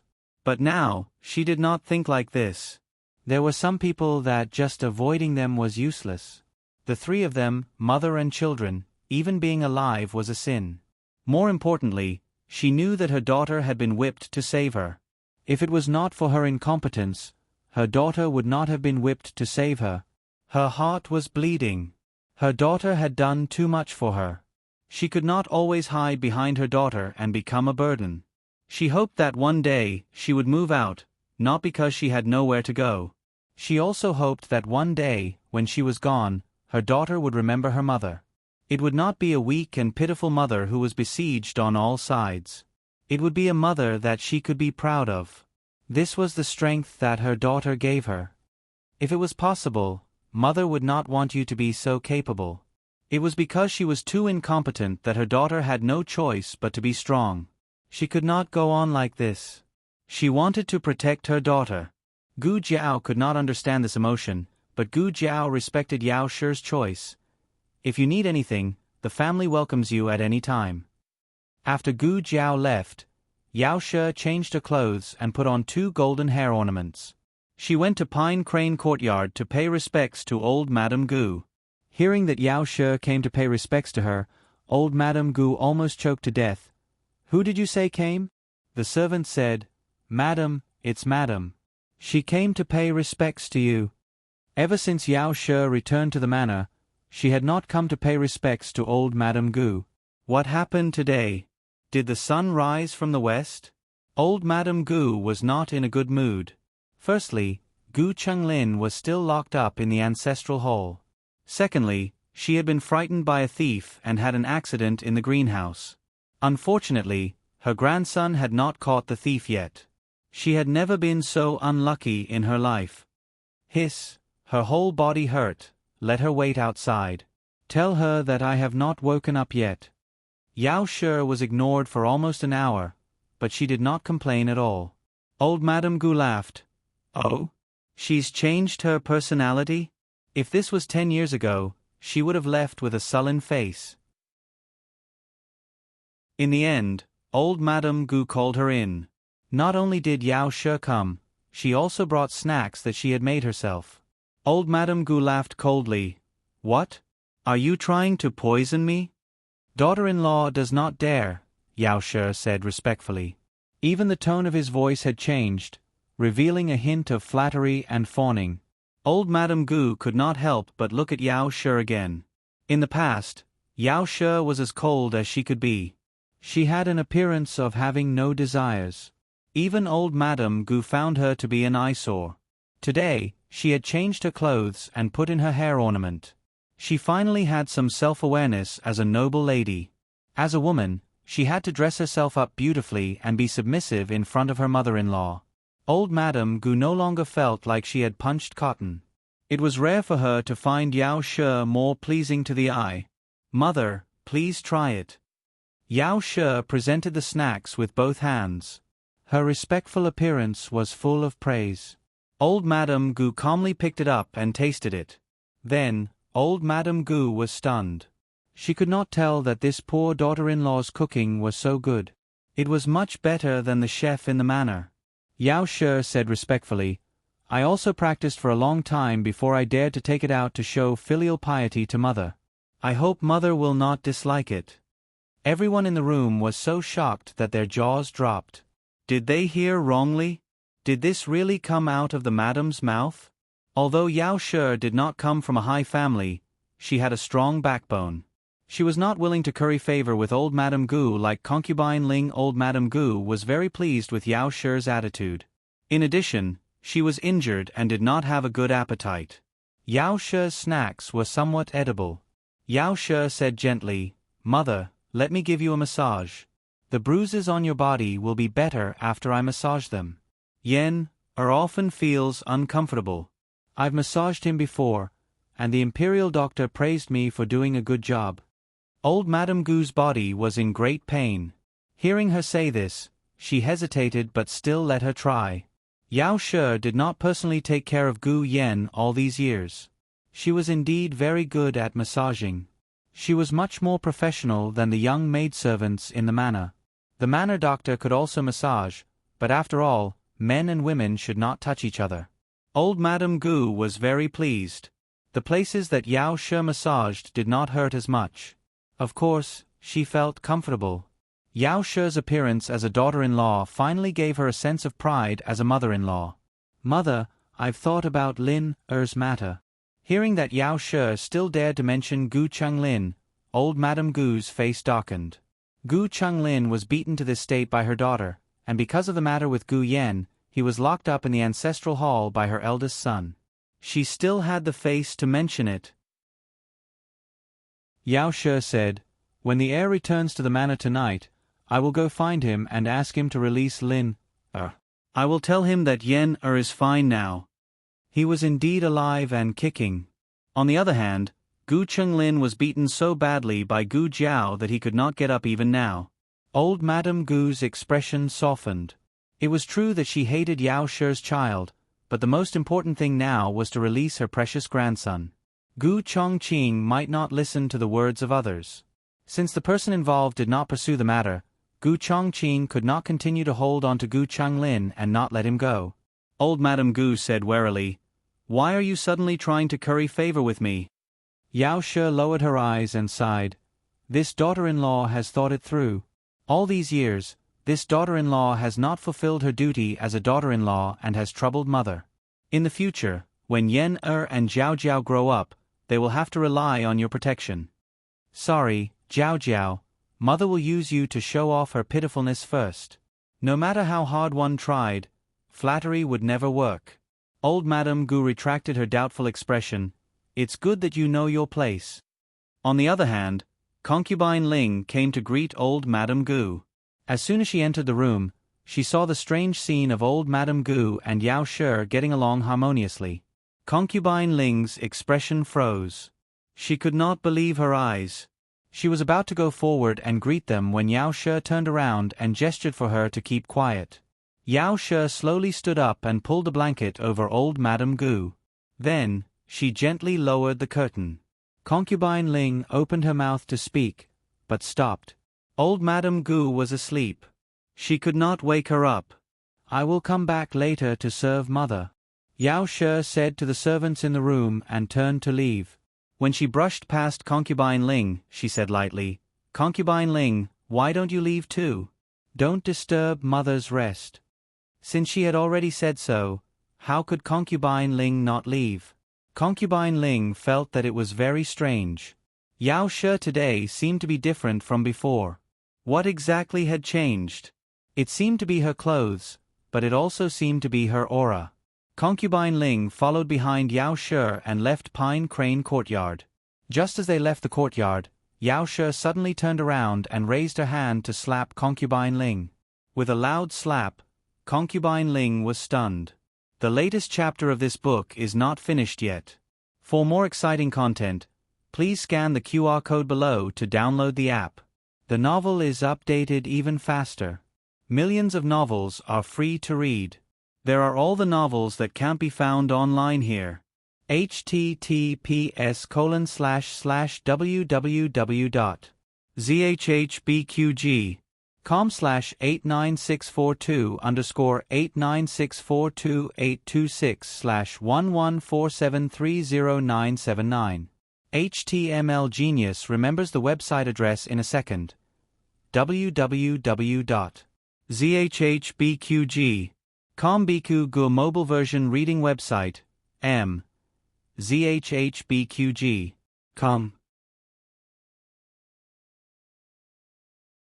Chapter 142.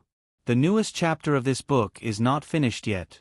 For more exciting content, please scan the QR code below to download the app. The novel will be updated even faster. Millions of novels will be read for free. All the novels that cannot be found online will be available here. Anyone who had even the slightest contact with Yao She would not believe that Yao She would do such a violent thing. Yao She had a serious illness and depression. When she went crazy, she might lose her mind, but that was a different matter. However, the current Yao She was very clear-headed. Her emotions were also very calm. The slap she gave concubine Mother Ling was a slap with a purpose. Yao She's eyes were like torches as she said, "This slap is for you. You have made my daughter worry." As a mother, the thing she did not want the most was not to be hurt. Rather, it was to be hurt in front of her child. She wanted to protect her child. She did not want their bodies to be hurt, nor did she want their hearts to be hurt. Concubine Mother Ling's mouth was bleeding from the slap. It could be seen just how much force Yao Shi had used in this slap. Concubine Mother Ling used her finger to wipe the corner of her mouth. She then looked at the blood on her fingertip and laughed at herself. "Madam, what are you saying? I do not understand." Yao Shi coldly said, "In front of me, do you have the right to call me that?" Concubine Mother Ling's gaze became cold. It seemed that she could not be bothered to continue pretending. She coldly smiled and said, "Has Madam gone crazy? After serving the old Madam for an entire morning, you think that you are the head wife of the manor?" Yao Shi said with a stern expression, "I do not think so. I am the official wife of the Marquis Manor. You, on the other hand, believe that you are infallible, but in the end, you are just a concubine. Hitting you is setting the rules for you. If you have the guts, go and complain."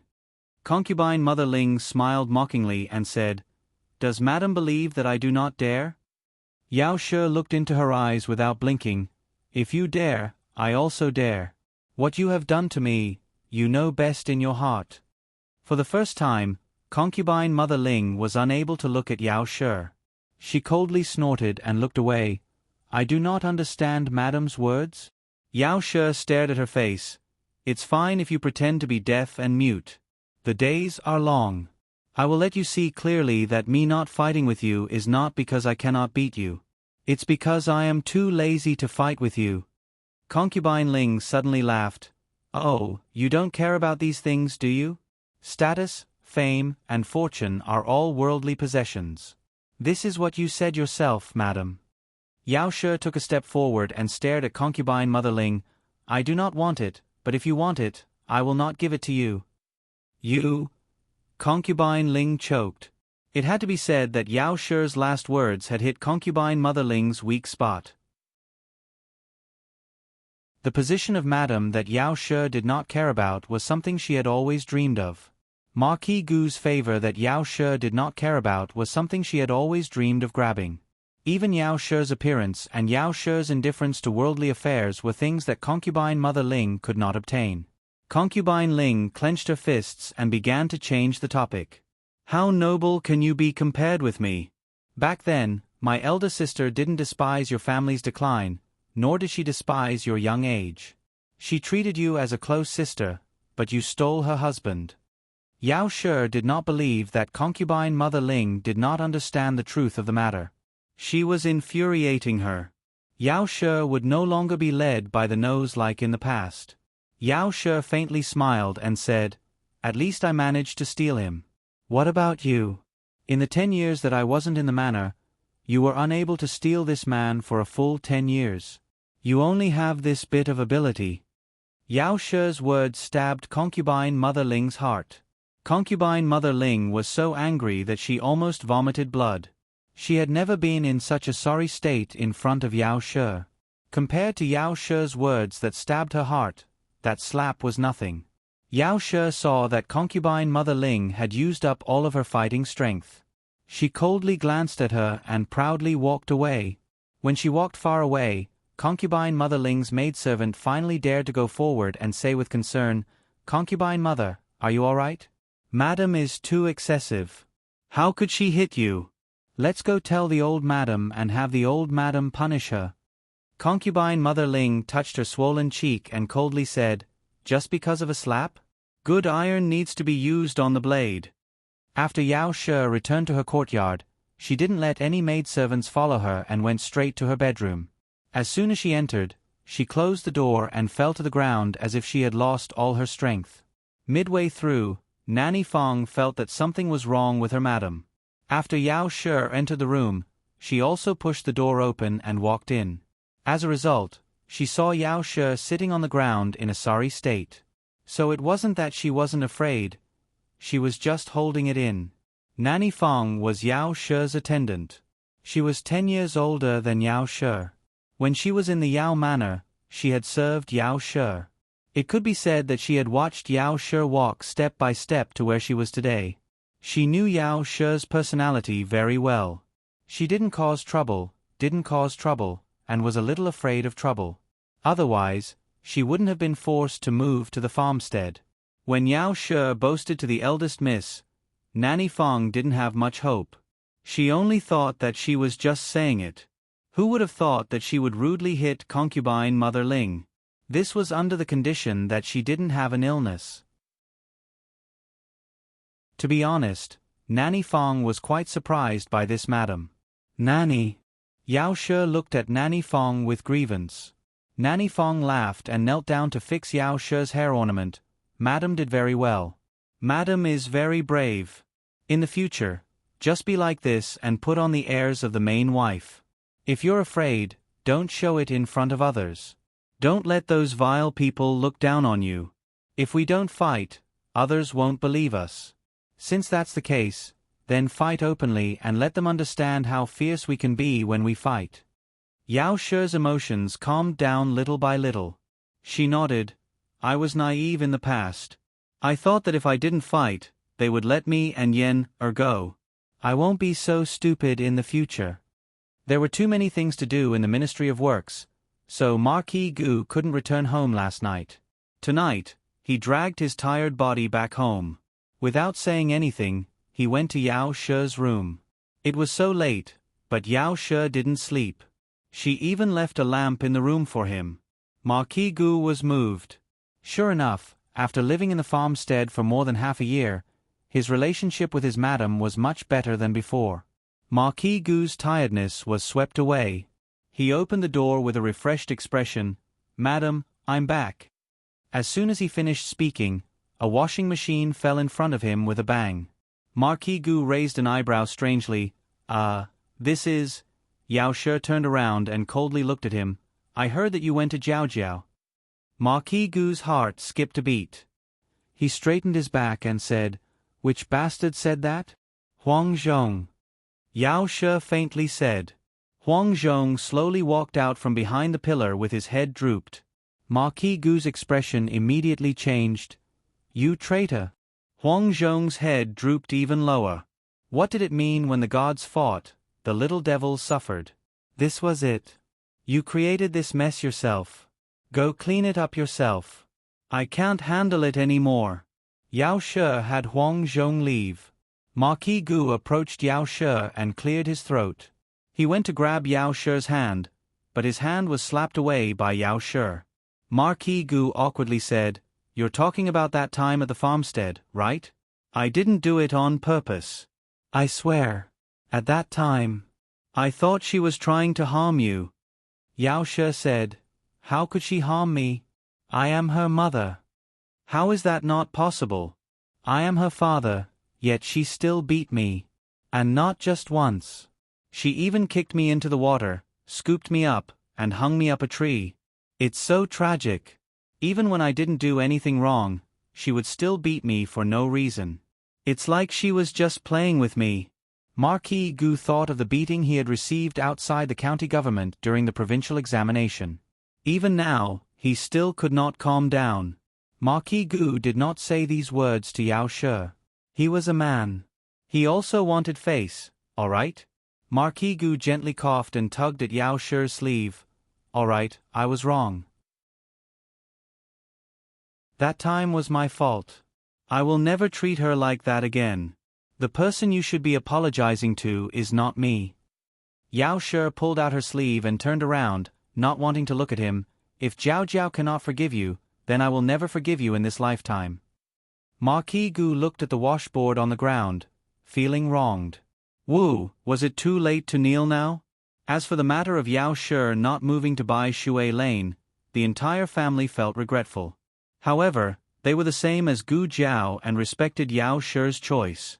After half a month of knocking and hammering, the medical center finally began to take shape.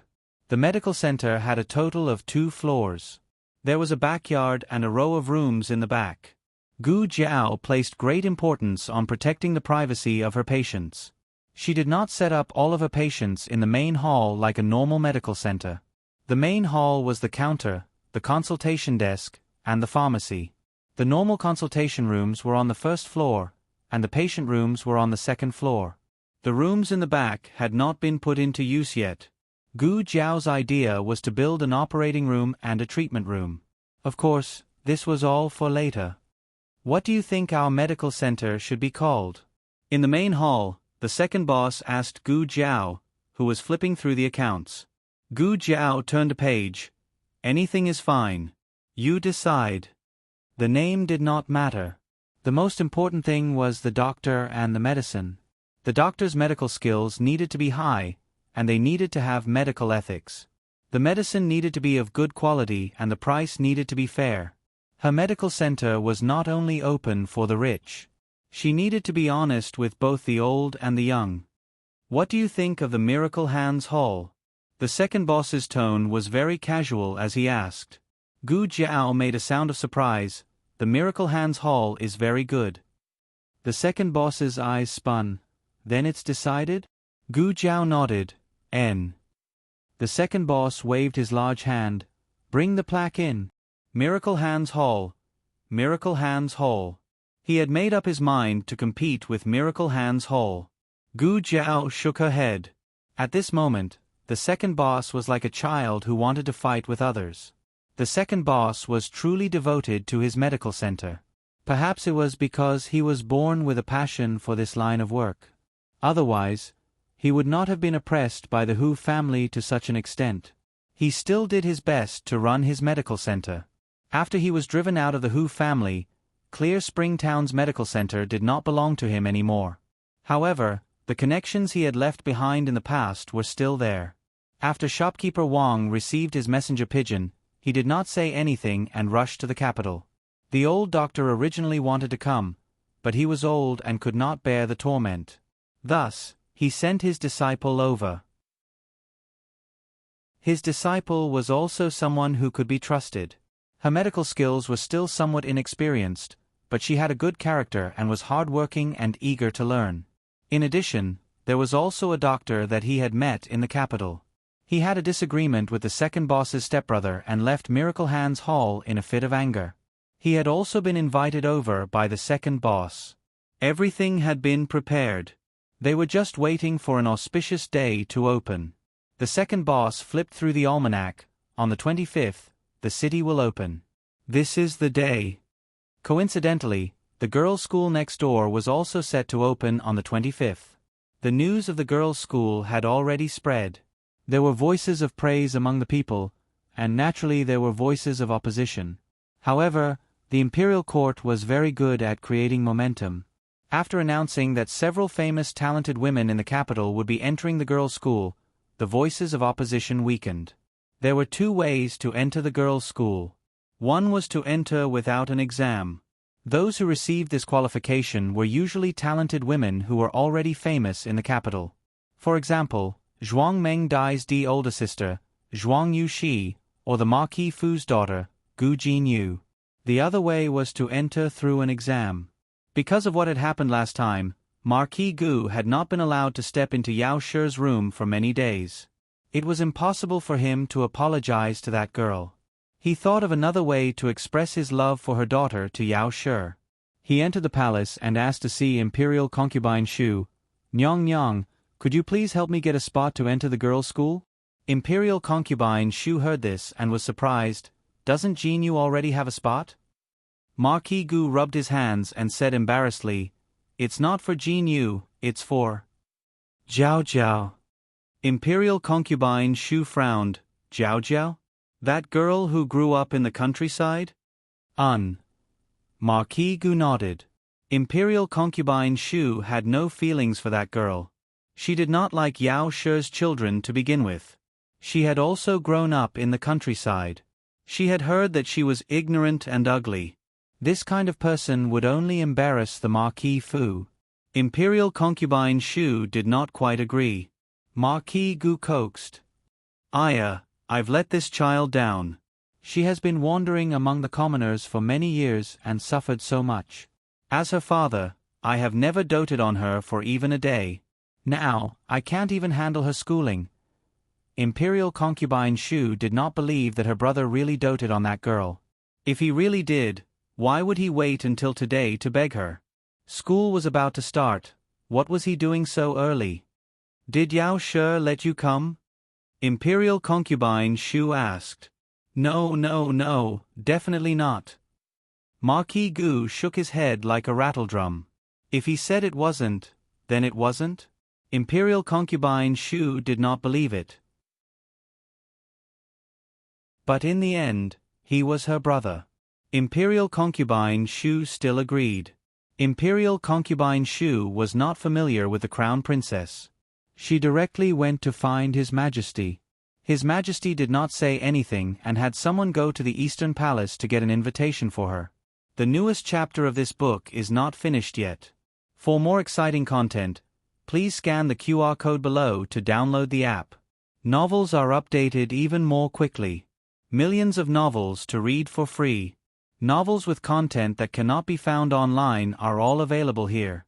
https://www.zhbqg.com/89642/826/114697597. HTML Genius memorized this website's address in a second. www.zhbqg.com Biku Gu mobile reading website, m. zhbqg.com. Chapter 143. The latest chapter of this book is not finished yet. For more exciting content, please scan the QR code below to download the app. Novels are updated faster. Millions of novels are free to read. Novels with content that can't be found online are all available here. After Marquis Gu received the admission card, he directly asked Huang Zhong to send it to Gu Jiao. He had already thought about it. On the first day of the girls' school, he would take his wife to the girls' school and give her a big surprise.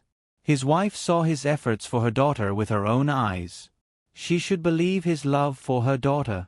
Of course, he considered that the girl might not appreciate it. As smart as he was, he had already thought of a countermeasure. Eldest Miss, Marquis Gu said that as long as you agree to go to the girls' school, he will give you 500 taels of silver. In the medical center, Huang Zhong truthfully passed on Marquis Gu's words. Gu Jiao was working. When she heard this, she put down the herbs in her hands. Are you sure? Huang Zhong said, I'm sure. I even brought the banknotes. Gu Jiao said, give the money with one hand and receive the admission card with the other. Huang Zhong, why does this sound a bit wrong? Huang Zhong said seriously, eldest miss, you have to swear. Gu Jiao pointed her finger, okay, I swear, I agree to go to the girls' school. Huang Zhong nodded with satisfaction and gave the admission card and the banknotes to Gu Jiao. What Huang Zhong didn't know was that as soon as he left, Gu Jiao put up the admission card on the door of the medical center. Admission card for sale, 100 taels of silver for one. The second boss opened his mouth in shock. This also wants to be sold? This also meant that before Huang Zhong arrived, someone had already sent an invitation to the school. This person was no other than Prince N, who Gu Jiao had met twice in the county. Prince N asked Imperial concubine Zhuang for the admission card. He didn't even bear to give it to Zhuang Mengdai and directly sent someone to send it to Gu Jiao. Gu Jiao put it up for sale without saying anything. And it was already sold. Gu Jiao said nonchalantly, yes, sell it. Why wouldn't I sell it? Then what did you two talk about just now? The second boss was very clear that Gu Jiao would not go to the girls' school. Gu Jiao said, he asked me to agree, and I've already agreed. Is there a problem? The second boss's jaw dropped. So the main point was to agree to this segment? Weren't the girls going to the girls' school? This works. At the very least, the second master knew a little about the relationship between the father and daughter. He really sympathized with Marquis Gu now. You've been tricked by your daughter so many times. Why don't you learn your lesson? The person who came to buy the second card soon appeared. It was also an acquaintance, an unexpected acquaintance. Do you really have the admission cards for the girls' school next door? A young lady dressed in luxurious clothes walked in arrogantly.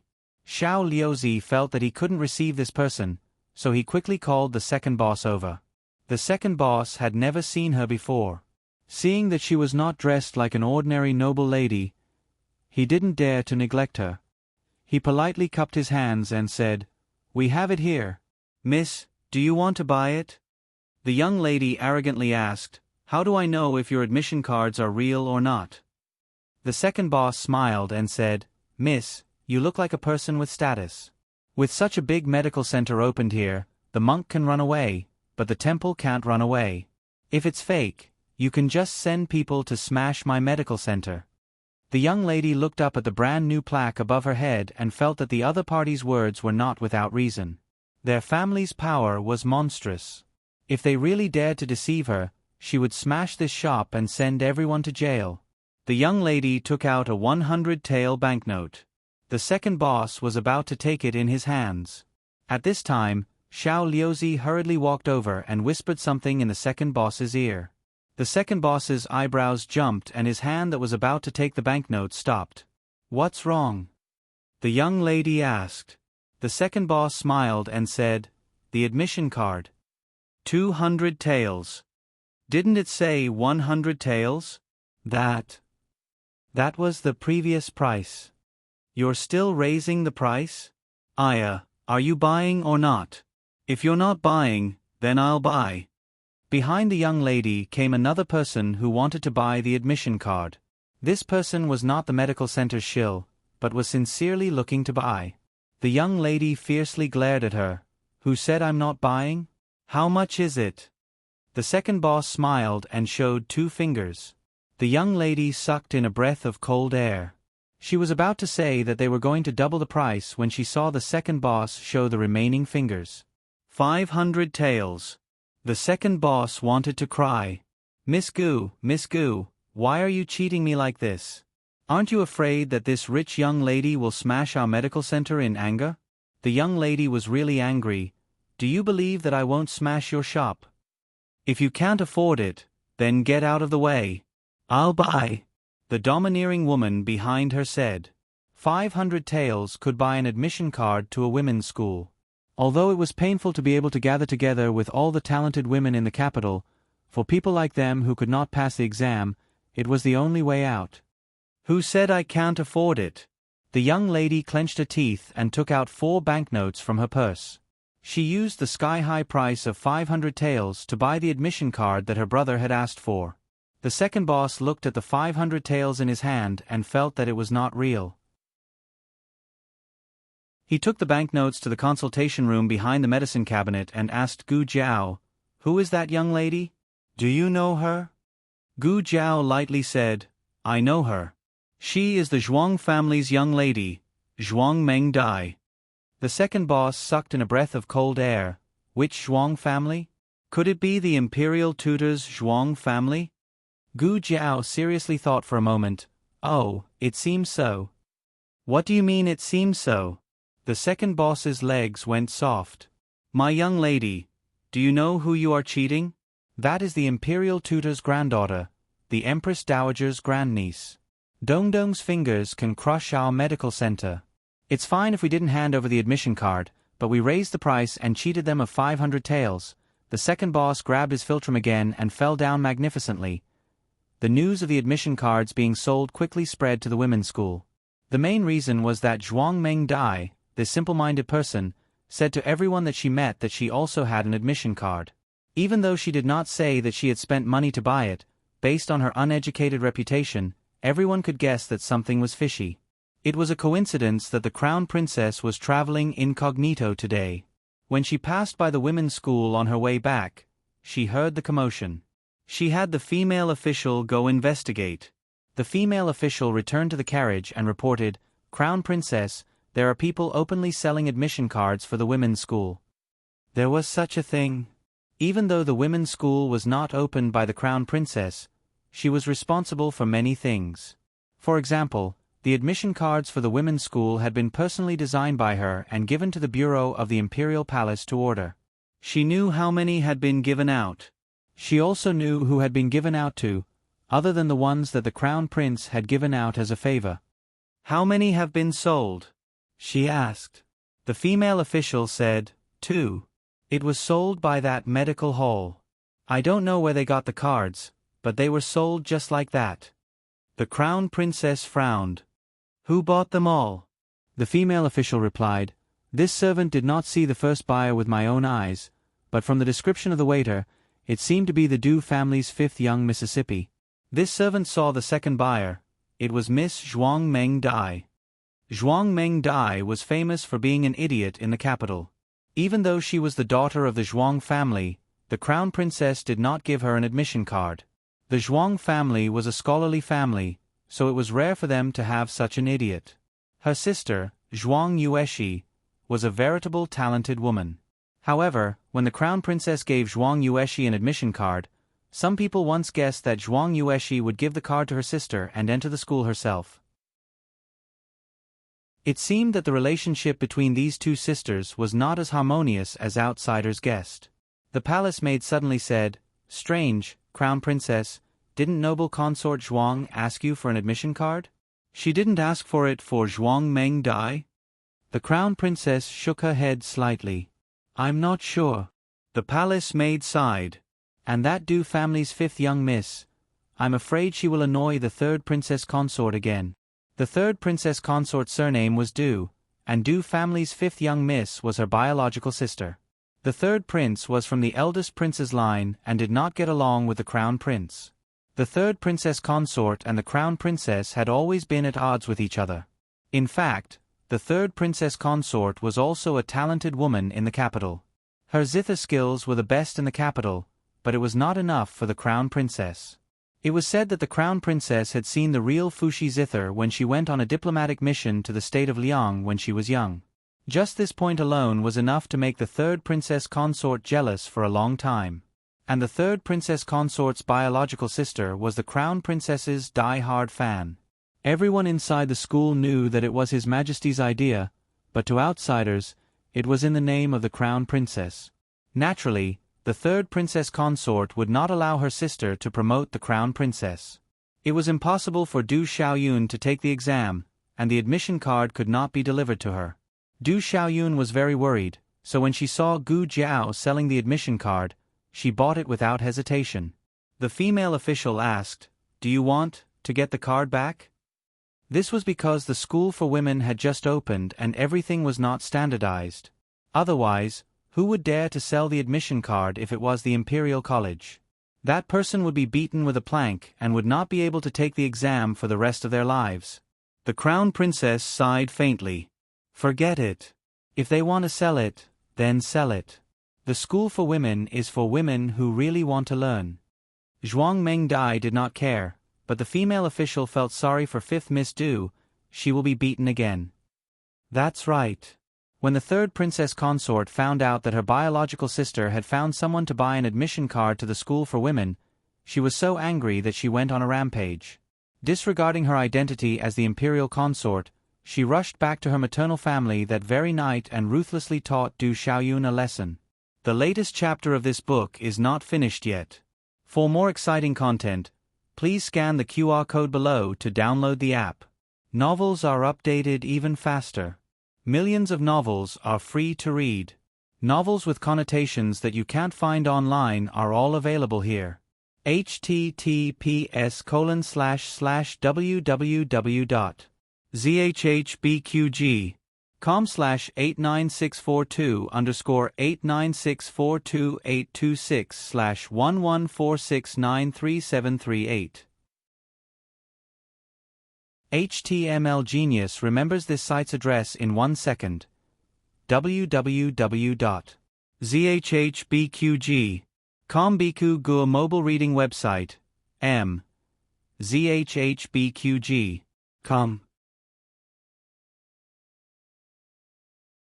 Chapter 144.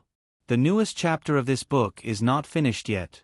For more exciting content, please scan the QR code below to download the app. Novels are updated even faster. Millions of novels are free to read. Novels with content that can't be found online are all available here. Du Xiaoyun howled from the beating and ran around the room. Look at you, so crude. How are you an imperial consort? The crown prince consort won't be like you. You should learn from him. Little wench, you're rebelling. The third imperial consort angrily threw down her ruler and took off her shoe. She used the sole of her shoe to slap her younger sister. The person that the third imperial consort hated the most in this life was the crown prince consort. In reality, in terms of family background, the third imperial consort was stronger than the crown prince consort. The third imperial consort's mother was the legitimate daughter of Duke Luo's Fu. Of the four major families in the capital, Marquis Xian Ping Fu ranked first, followed by Duke Luo Fu. The crown prince consort's maternal family wasn't very powerful. She relied on her own talent to get to where she was today. The third imperial consort was the same age as the crown prince consort. She entered the palace as a study companion for the princesses. The two were compared almost from a young age. The crown prince consort was better than her in every aspect. Not only was she smarter and prettier than her, she was also more liked by the princes and princesses. The only thing that the third imperial consort was better at was the zither. But even this bit of limelight was completely stolen by the crown prince consort after she saw the real Fushi zither. How could the third imperial consort not be jealous of her? However, the third imperial consort was engaged to the imperial family, while the woman who stole her limelight was only engaged to a young marquis. That little childhood friend was 3 years younger than her. In reality, the young Marquis of Zhao Du had a greater reputation in the capital than the third imperial consort. But no matter how great his reputation was, he was still a subject, while the third imperial consort was the monarch. The third imperial consort found a wonderful balance in her heart. Unfortunately, the young Marquis died in a fire not long after. Her fiancé died before she married, so he had to die. She cursed him to death. The third imperial consort was waiting to see her archenemy make a fool of herself. Who knew that after the mourning period, she married the crown prince and successfully became her imperial sister-in-law. The crown prince consort was the future empress. She was just a consort that would be sent to a fief. Even more tragic was that she had to bow to her archenemy. That was what everyone in Beijing said. Ever since she was young, the crown princess has been more outstanding than the third princess consort. No wonder the crown princess is a head taller than her when she marries. The entire Jing city loved the crown princess. As long as the crown princess existed, no one would see the third imperial consort. She couldn't control other people, but she could at least control her biological sister. The third princess consort was still angry after beating her sister. She said fiercely, "If you dare to go to a girls' school, I will break your legs." Du Xiaoyun's stubborn temper was exactly the same as the third princess consort's. "Hit me. If you have the ability, then fight right now. Even if you break it, I'll crawl over you." The third princess consort was furious. She threw away her shoes and picked up the broom beside her. Seeing that her younger daughter was about to be beaten to death by her elder daughter, Mrs. Du hurried to mediate. "Well, you two sisters should stop arguing. Isn't it just studying?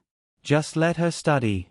It's not like you don't know how much she loved studying since she was young." The third princess consort said angrily, "Does she love studying? She is trying to curry favor with the crown prince consort." Du Xiaoyun stared at Bird's Nest hair and face full of bumps and snorted, "Yes. I want to curry favor with her. Who told her to be so outstanding? She is proficient in zither, chess, calligraphy, and painting. She is way better than you." The third princess consort had a good relationship with her maternal family and never put on airs in front of them. Otherwise, Du Xiaoyun would have been dragged out and beaten to death 100 times for offending her superior like this. "Shut up." Mrs. Du scolded her younger daughter fiercely. However, everyone knew that it was fine if she didn't get the invitation. But once she got it, she wouldn't give up going to a girls' school so easily. The third princess consort was so angry that she sat on the carriage back to the mansion with a dark face. The third prince's mansion was on Vermilion Bird Avenue, which was quite far from here. On the way back, the third princess consort was upset and felt that the carriage was even more bumpy than usual. "That stinky girl, I'm so angry. I'm so angry. Is there no one better than the crown prince consort in the world? I'm her biological sister. Look at how she is helping an outsider. As the third princess consort scolded, she felt that her stomach was hurting from anger. The two accompanying maids obediently sat on both sides of her and didn't even dare to breathe loudly. Say something, the third princess consort said with a frown. The two maids trembled and looked at each other. Maid Su said, "But third princess consort, is it really okay for you to beat fifth miss like that? She's your biological sister. If this spreads out..." What Maid Su really wanted to say was that your reputation is no longer as good as the crown prince consort's. If it gets any worse, there won't be any place to criticize you. The third princess consort gritted her teeth and said, "Does she have any awareness of her biological sister? Which family's younger sister would always speak up for outsiders? I asked her to learn the Guqin from me, but she refused and said that I can't play as well as the crown prince consort. What a joke, can she understand?" As soon as she finished speaking, the third princess consort felt that her stomach hurt even more. It was all because of that girl. The third princess consort held her stomach and frowned tightly. The two maids sensed that something was wrong. Maid Su asked, "Master, are you okay?" Ouch. The third princess consort couldn't help but groan. She rubbed her stomach and held onto the corner of the table, saying, "Hurry back to the estate and slow down the carriage." The two maids were stunned. Did they want the carriage to be slow or fast? The third princess consort was in so much pain that she broke out in a cold sweat. She wanted nothing more than to return to the estate immediately, but with every violent jolt, she would hurt even more. Seeing that her face had turned pale, the two maids didn't know if she was angered by fifth miss or really felt uncomfortable somewhere. "I'm not." The third princess consort was about to say that she was fine when she felt a sharp pain in her stomach. She lost her balance and fell straight onto the floor of the carriage. This frightened the two maids. Maid Su shouted, "Stop the carriage! Stop the carriage now!" The carriage driver stopped the carriage. Although the jolts were no longer jolting, the third princess consort's symptoms didn't ease at all. She was still in so much pain that she wanted to die. "What should we do, Sister Su?" Maid Lu asked with trepidation. Maid Su knelt beside the third princess consort. She was also frightened when she saw the other party rolling around in pain. The third princess consort probably couldn't hold on until they returned to the estate. She lifted the curtain and asked the carriage driver, "Is there a clinic nearby?" The carriage driver thought for a moment and said, "The girls' school is just up ahead. I remember that there's a clinic next to the girls' school." Maid Su hurriedly said, "Why aren't you going?" "Yes." The carriage driver drove the carriage to the clinic. Maid Su hurriedly jumped off the carriage. "Doctor. Is there a doctor?" The second boss walked out and said, "Miss, our clinic hasn't opened yet. Are you?" "Ah." Inside the carriage, the third princess consort screamed in pain. The second boss's heart skipped a beat. He knew that it wasn't a minor illness, so it wasn't good to ask someone to find another clinic. He hurriedly went to the second floor and found Gu Jiao, who was cleaning the side room. "There's a patient. It's a woman." Gu Jiao put down the broom, took off her overcoat, and went downstairs. "Where's the doctor?" Maid Su asked. "This is the doctor." The second boss pointed at Gu Jiao and said, "A female doctor?" Maid Su frowned. There were doctors in Zhao country, so there were naturally female doctors. However, the female doctors' medical skills weren't as good as the doctors', so their status was very low. In the imperial palace, the female doctors were assistants to the imperial physicians. They couldn't treat the concubines alone. Maid Su said sternly, "How can a female doctor be enough? Call your doctor out." Gu Jiao wouldn't allow anyone to be fierce to her people.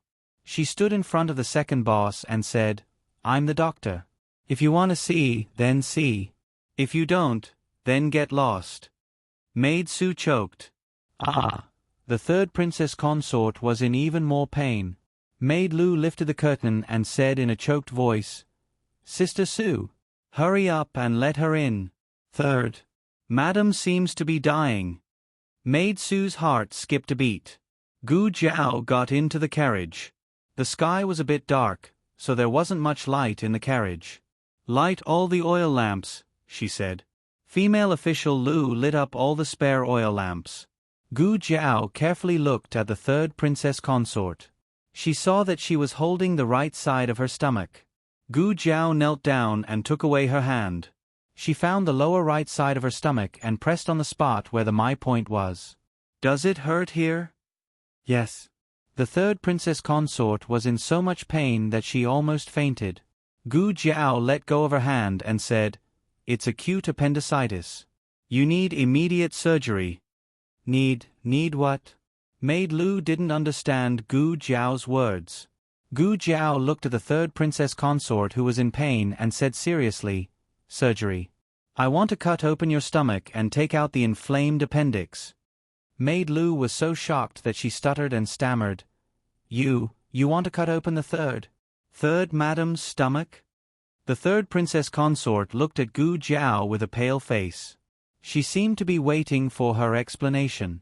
Gu Jiao looked into the third princess consort's eyes without blinking. "Your situation is very urgent. The medicine can't control it. If you don't do as I say, you will die soon." The terrible thing about acute appendicitis was that if it wasn't treated in time, it could cause perforation of the appendix and cause peritonitis. The death rate was very high. A trace of panic flashed through the third princess consort's eyes. "No." Maid Su got on the carriage and stood in front of the third princess consort. "You are just a little female doctor. How dare you try to cut open my madam's stomach? I think you are just an alarmist. Say it. How much money do you want?" "I'm not an alarmist. It's up to you whether you want to treat me or not." Gu Jiao finished speaking and got up to walk out. She had just walked a few steps when her wrist was caught by a cold hand. The third princess consort held it tightly. She almost used all her strength. "Can you really save me?" "Madam." The two female officers' faces changed color. Was the third princess consort for real? Was she really going to let this female doctor cut open her stomach? She was crazy. This female doctor was crazy. The third princess consort was also crazy. Maid Su said, "Madam, don't listen to her. I'll go get the imperial doctor now." Gu Jiao said calmly, "Go ahead." "No." The third princess consort held Gu Jiao's wrist tightly. She had seen this disease before. Before she got married, her wet nurse was in pain here. The pain was exactly the same as hers, and the symptoms were the same. She asked the imperial doctor to treat her, but the imperial doctor couldn't cure her. Her wet nurse was in so much pain that she died. She was going to die too. Maid Su said, "Madam, you can't." As a princess consort, she couldn't have a knife wound on her body. When she entered the palace, if there was a small flaw on her body, she would be eliminated. Although she was married now, she was still a princess consort. Her body didn't belong to her. It belonged to the third prince. Without the third prince's consent, she couldn't abuse her body at will. She was in so much pain that she couldn't speak, but Gu Jiao understood from her eyes. Gu Jiao carried the third princess consort down from the carriage. The two maids couldn't stop Gu Jiao. Maid Su said to the coachman, "Hurry back to the manor and inform His Highness." "Yes." The coachman rushed back to the manor without stopping. Gu Jiao carried the third princess consort into the side room and put her on the temporary operating table. The third princess consort looked at her in fear. Gu Jiao wasn't good at sensing her family's emotions, but she understood the patients. She said, "Don't worry. I'm confident. I've done many surgeries. I'm not an ordinary female doctor. My medical skills are very good. Your surgery isn't complicated, and it won't hurt. I'll give you anesthetics. You won't feel anything during the entire process." She said a lot in one breath to calm the patient's emotions. The third princess consort's eyes turned red. Not only was she afraid of death and pain, but she was also afraid of many things. Her life didn't belong to her. It belonged to the entire royal family. Her body didn't belong to her either. It belonged to the third prince. Without her husband's permission, she let others hurt her body. She would be reviled by others. Gu Jiao looked at her steadily. Nothing is more important than your life. Your body is your own. You don't need anyone to make decisions for you. If you're criticized and reviled by others because of your treatment, then it's not your fault. It's the whole world's fault. The third princess consort burst into tears. The surgery went smoothly. There was a new anesthetics in the small medicine box. The third princess consort reacted well to the anesthetics. She fell asleep during the surgery. When she woke up, she had changed into dry clothes and was lying on the bed in the side room. "Does it still hurt?" Gu Jiao asked. The third princess consort shook her head. "It didn't hurt that much. After the anesthetics wear off, the wound will hurt, but it should be tolerable," Gu Jiao said. Then she told her some things to pay attention to after the surgery. The third princess consort wasn't very popular in the capital. She didn't fit in. Others didn't like her, and she didn't like others either. But this little girl was different from most of the people she had met. The third princess consort opened her mouth weakly. "What's your name?" "Gu Jiao." The latest chapter of this book isn't finished yet. For more exciting content, please scan the QR code below to download the app. The novel is more complete and updated faster. Millions of novels are free to read. You can find all the novels that you can't find on the internet here. https://www.zhbqg.com/89642_826/114661766. HTML Genius remembered the website address in 1 second. www.zhbqg.com Biku Gu mobile reading website, zhbqg.com.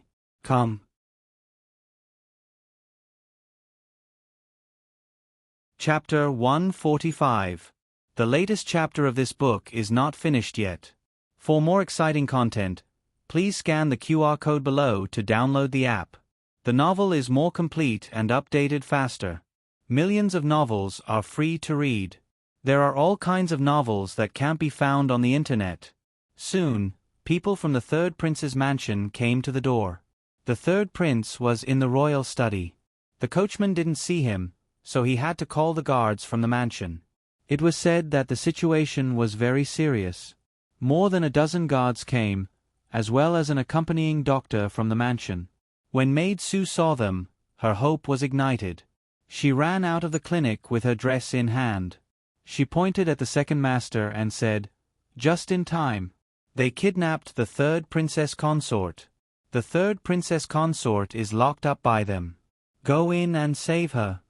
When the second master saw so many guards rushing in, he thought that he was not afraid of the emperor. They opened a clinic and practiced medicine. It was reasonable for them to go to the government office. But when he heard the words, "the third princess consort," his legs went soft. Was there a mistake? The patient inside was the third princess consort? The daughter-in-law of the emperor? His little Gu cut the belly of the third princess consort. The second master pinched his philtrum and fainted again. The clinic was still in the preparation stage. There were many people in the lobby, including shopkeeper Wang, Little Six, the apprentices of the old doctor, and some newly recruited workers. Everyone was controlled by the guards of the third prince's mansion. The leading guard was about to rush into the wing room to save the third princess consort when the door of the wing room creaked open. The third princess consort grabbed Gu Jiao's hand and walked out with difficulty. Her other hand instinctively covered the wound. Her face was still pale, but she was much better than when she was half dead in the carriage. The guard saw her and bowed to her apologetically. The third princess consort glanced at the crowd coldly. She said weakly but with the same vigor, "Are you all against me? Why aren't you releasing him?" The guards looked at each other. The effect of the anesthetic was slowly wearing off. The third princess consort felt the pain from the wound. But as Gu Jiao said, it was bearable. She could clearly feel that she had narrowly escaped death. She looked at the guards in the room coldly. What? My words don't work, do they? Who gave you the guts? When I get back, I'd like to ask His Highness if he was the one who told you to look down on me. This subordinate dares not. The leader of the guards sheathed his sword and made a gesture to the others. Everyone let go of the people from the medical center and sheathed their swords. Maid Su walked over worriedly. Third Princess, are you okay? The third princess consort leaned on Gu Jiao weakly. I don't have the strength to hit you now. I'll deal with you when we get back. If not for the fact that the operation was over, this girl would have killed her by barging in with her men. Of course, Gu Jiao had considered this, so she ended the operation as soon as possible. The third princess consort didn't know about Gu Jiao's thoughtfulness, but she was grateful for her actions tonight. Gu Jiao not only saved her life, but also her dignity. Miss Gu, goodbye, she said weakly. Gu Jiao said, take out the stitches in 7 days. The third princess consort nodded with difficulty. Okay, I'll keep it in mind. She was about to collapse at any moment. Maid Su and Maid Lu hurriedly took her from Gu Jiao and helped her into the carriage to return to the residence. 7 days later, the third princess consort didn't come to take out the stitches. Gu Jiao wasn't worried. Since she was the third princess consort, there must be a doctor with excellent medical skills in the mansion. There were also imperial doctors in the palace. Taking out the stitches wasn't a problem for them. On a sunny morning, the medical center opened for business. The whole family got up early to support the medical center. Even the old lady who always stayed in bed until late in the morning got up. However, because the Imperial College and the Qinghe Academy weren't on holiday today, Gu Jiao refused the four people's request for leave. She appreciated their kindness. The four people thought, why is it so difficult to skip class? The four brothers went to the Imperial College and the Academy with their bags of books in their arms. The old lady didn't have anything to do, so she got into the carriage sent by the second boss and went to the medical center together. The signboard of the Miracle Hands Hall had already been hung up. They were just waiting for Gu Jiao to take off the red cloth.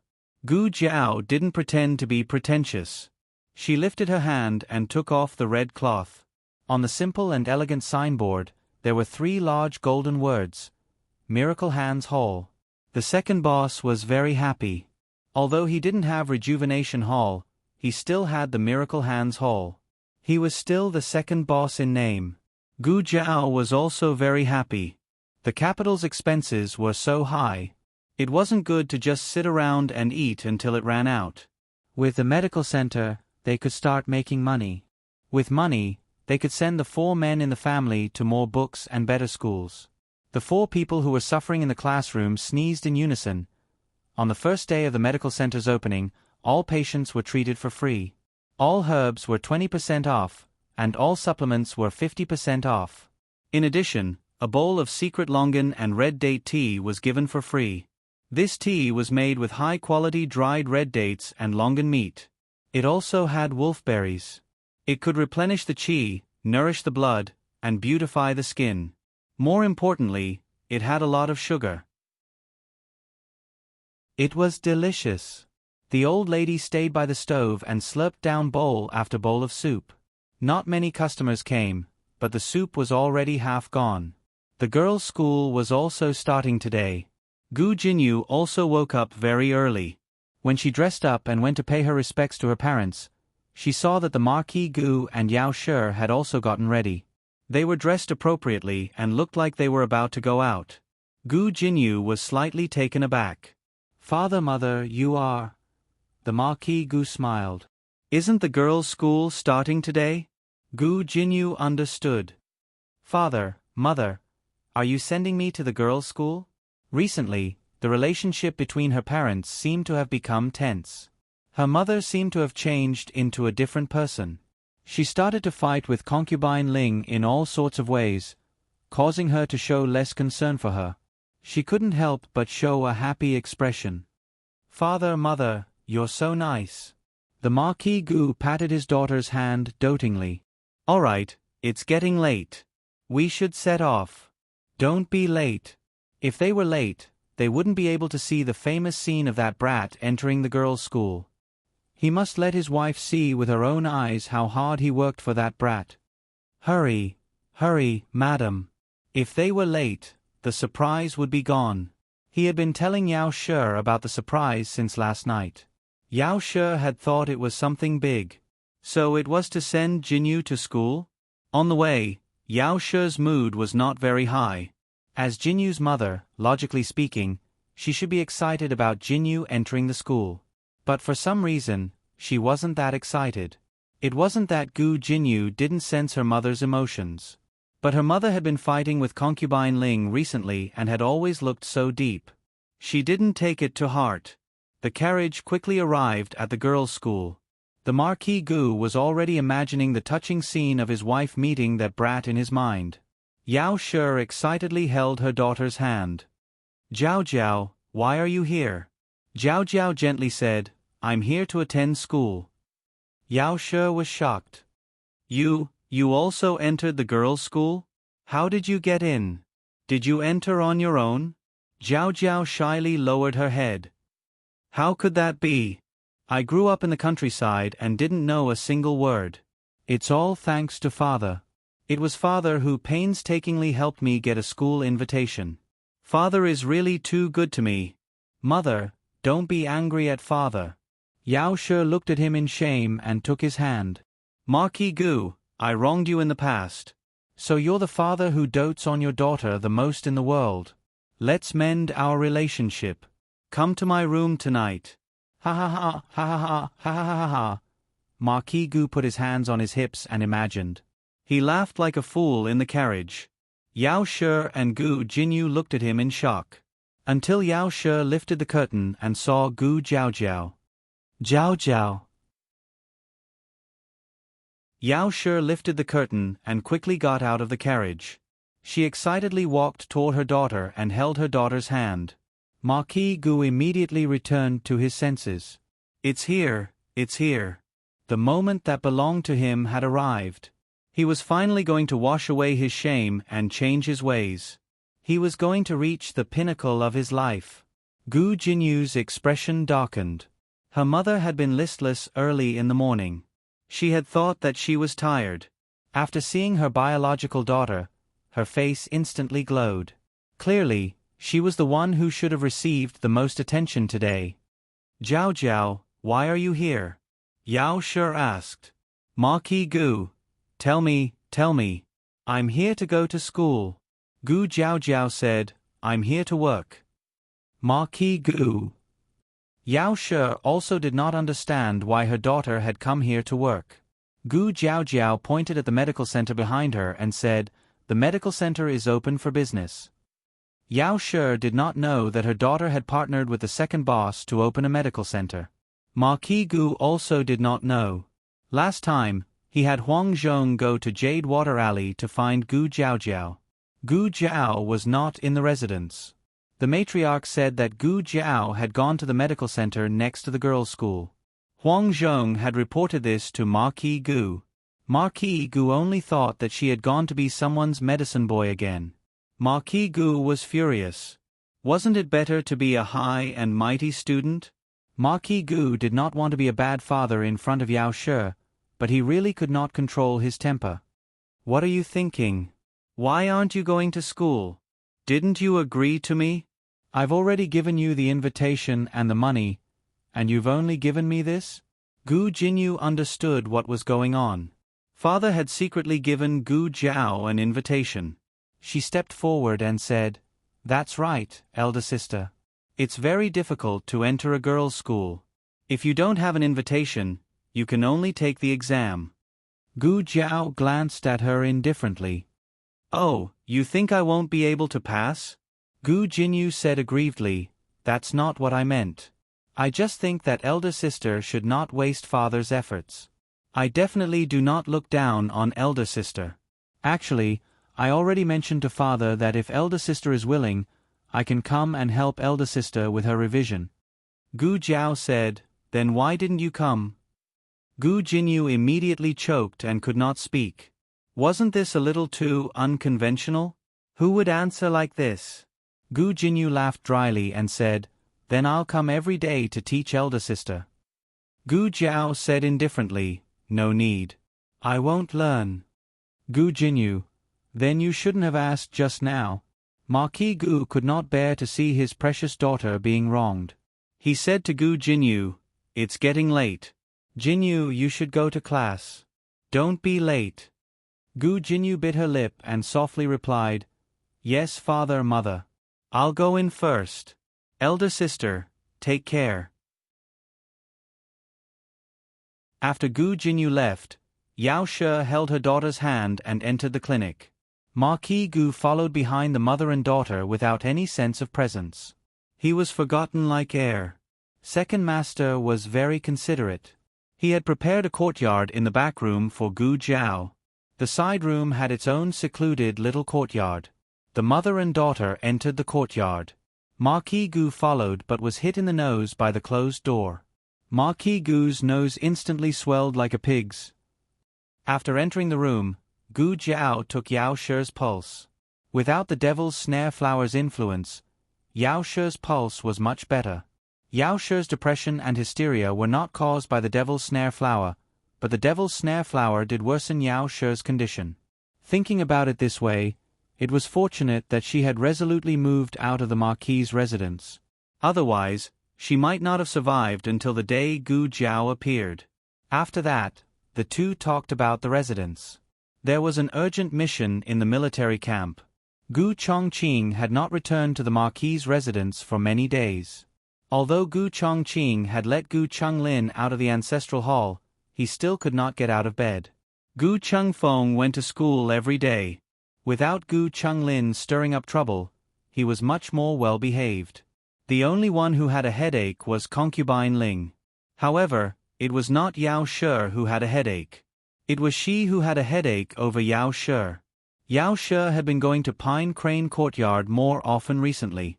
She did not miss a single visit in the morning. Old Madame Gu found pleasure in setting rules for her daughter-in-law through Yao She. Every time, she would call Yao She in front of her and put on the airs of a mother-in-law. However, she was putting on airs in the room. Outsiders did not know that Yao She was being set rules by old Madame Gu. They only saw her going to old Madame's room more often and thought that she was suddenly favored. In addition, every time she came out of old Madame Gu's room, she looked like she had gained a lot. Anyone who saw it would think that the relationship between the mother-in-law and daughter-in-law was very good. The servants in the residence were used to seeing people's expressions. Once Yao She was favored, the direction of the situation changed. In the beginning, it was only Yao She who received more charcoal than concubine Ling. Gradually, Yao She's 3 meals a day were more sumptuous than concubine Ling's. Even the servants' winter clothes were prepared in Yao She's courtyard before concubine Ling's courtyard. This was something that would never have happened in the past. However, concubine Ling had been in charge of the household for many years. She had some skills.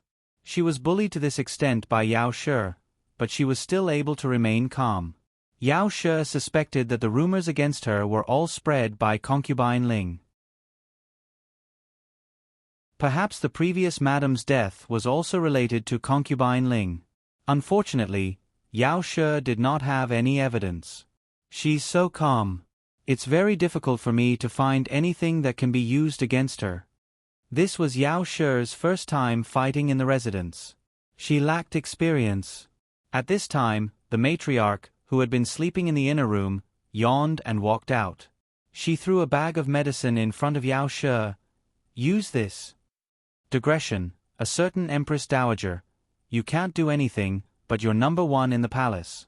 The newest chapter of this book is not finished yet. For more exciting content, please scan the QR code below to download the app. Novels are updated even faster. Millions of novels are free to read. Novels with content that can't be found online are all available here. https://www.zhbqg.com/89642/82646579787. HTML Genius remembers this website's address in 1 second. www ZHHBQG. Kombiku Gu mobile reading website, M. ZHHBQG. Com.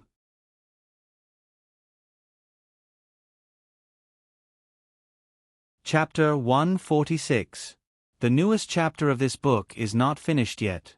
For more exciting content, please scan the QR code below to download the app. Novels are updated even faster. Millions of novels are free to read. Novels with content that cannot be found online are all available here. The mother and daughter looked strangely at the bag of medicine on the table. For a while, they did not know what the matriarch had given them. "What is this?" Yao Shi asked. The matriarch stretched and lazily sat down in a chair. "Arsenic." Yao Shi choked. Gu Jiao also nearly choked. If she did not remember incorrectly, the matriarch had casually taken it out of her pocket, right? Were all the matriarchs these days so hardcore? She even carried arsenic with her? Where did you get the arsenic? Gu Jiao looked at the matriarch and asked. The matriarch felt a little guilty from being stared at. She gently coughed and said, It's that, rat medicine." She vaguely said the word, but Gu Jiao still understood. She said it was for sale. A few days ago, Gu Jiao found that there were rats in the house, so she used the arsenic to make some rat medicine. The rat medicine was gone, and the rats did not appear again. She thought that the rat medicine had all been eaten by the rats. It turned out that the matriarch had taken it and sold it. Selling the wound medicine could no longer satisfy your needs, right? You're even selling rat medicine now? The matriarch cleared her throat. The medicine is quite effective. Everyone in the neighborhood has a bag. Gu Jiao, you've already made it so that everyone in the alley has a bag. The corners of Gu Jiao's mouth twitched. It smells so good. Is it time to cook? I'm going to the kitchen to take a look. The matriarch slipped away. Yao Shi stood up. That's right, it smells so good. I'm also going to take a look. Gu Jiao's gaze fell on the bag of medicine in her hand. Bringing arsenic into the kitchen was very scary, all right? Yao Shi awkwardly smiled. Holding the bag of medicine in her hand, she said, I threw it away. Oh. Gu Jiao pretended to believe her. Yao Shi chased after the matriarch, and the two went to a secluded corner. Yao Shi raised the bag of medicine and humbly asked for advice. My child's grandaunt, how exactly do you use this? The matriarch first gestured to give the medicine, then gestured to raise her head to drink. She winked at Yao Shi. Go through the motions, do you understand? With only the two of you, she won't be able to explain herself. Yao Shi seemed to understand, but how do we get rid of those maidservants? Concubine Ling always had her trusted maid by her side. Of course, you can't get rid of her maidservant. Get rid of her yourself. As the matriarch spoke, she leaned close to Yao Shi and whispered into her ear. Do you understand? Yao Shi suddenly realized, brilliant, truly brilliant. After Yao Shi came up with a plan, she impatiently left. Watching Yao Shi excitedly leave, the matriarch sank into deep confusion. What exactly did I do in the past? Why are you so full of evil tricks? Yao Shi took the arsenic and returned to the manor. It was her first time doing something like this, so she was quite nervous. However, when she thought of the grievances and scapegoats she had suffered all these years, she felt that it was nothing more than this. She first carried out the first step of her plan, lure the snake out of its hole. Concubine Ling was a very cautious person. It was not likely that she would come out alone unless Concubine Ling was doing something shameful. For example, seducing Marquis Gu. Yao Shi first released the news that Marquis Gu was in the back mountains. In order to make the news reliable, Yao Shi tricked Marquis Gu into going to the back mountains. When Concubine Ling heard that Marquis Gu was in the back mountains, she immediately dressed up and went alone to create a romantic, chance encounter with Marquis Gu. However, the person she met was not Marquis Gu. Instead, it was Yao Shi, who had been waiting in the back mountains. Madam. Concubine Ling was startled and quickly pulled up her slightly slippery clothes. Yao Shi looked at her figure that was about to be revealed and faintly smiled. Concubine mother dressed like this, who did you come to the back mountains to meet in secret? Concubine Ling quickly wrapped her cloak tightly around herself. Suppressing her guilty conscience, she said, I just came for a walk. If there's nothing else, I'll be leaving first. Yao Shi smiled and said, since you're already here, why don't you go in and sit for a while? After the Marquis finishes picking fruit, he will come find me. With Yao Shi present, Concubine Ling could not use any of her skills, but she did not want to leave like this. After all, she had dressed up very beautifully. If the Marquis did not see her, she would not be satisfied. Concubine Ling and Yao Shi went to a small wooden hut nearby. Marquis Gu would occasionally come to the back mountains to practice his swordsmanship. Gu Chengfeng and Gu Chenglin would also occasionally come to the back mountains to pick fruit. This small wooden hut was prepared for them to rest in. It did not look big, but it had everything that should be there. The two sat down across from each other. Yao Shi poured a cup of tea for Concubine Ling. While Concubine Ling was not paying attention, she grabbed the bag of medicine. The matriarch's plan was to have Yao Shi use the trick of injuring herself to gain sympathy. She would put poison in her own cup and pretend to take a sip to pretend that she had been poisoned. In reality, all she needed to do was sprinkle it on her body. Then, she would accuse Concubine Ling of poisoning her. Either way, there was no third person, so Concubine Ling would not be able to explain herself. But it was clear that Yao Shi had misunderstood the matriarch's intentions. She took advantage of her unpreparedness and put the rat poison in Concubine Ling's cup. How could Concubine Ling have expected that Yao Shi would so brazenly poison her? She picked up the teacup and drank it without any hesitation. Then, she met with tragedy. The matriarch was selling rat poison. That could not be the original dosage. It was mixed with flour. It was a fake rat poison. It would not kill, but it was enough for Concubine Ling to drink. Concubine Ling fell to the ground and could not get up. Her nose was crooked and her mouth was slanted. Her entire body was twitching, and she was foaming at the mouth. Those who knew would say that she had been poisoned. Those who did not know would think that she had suffered a stroke at such a young age. What was even worse was that her sorry state was seen by Marquis Gu, who had come to find Yao Shi. Concubine Ling wanted to pretend that she had died. What happened? What happened to her? Marquis Gu asked with a face full of shock. I don't know. Yao Shi played dumb. Marquis Gu immediately called for servants to send Concubine Ling back to her courtyard. He also called for the manor's doctor to treat Concubine Ling. The doctor diagnosed that Concubine Ling had been poisoned and quickly urged Concubine Ling to vomit. This was what Yao Shi had suffered in the past.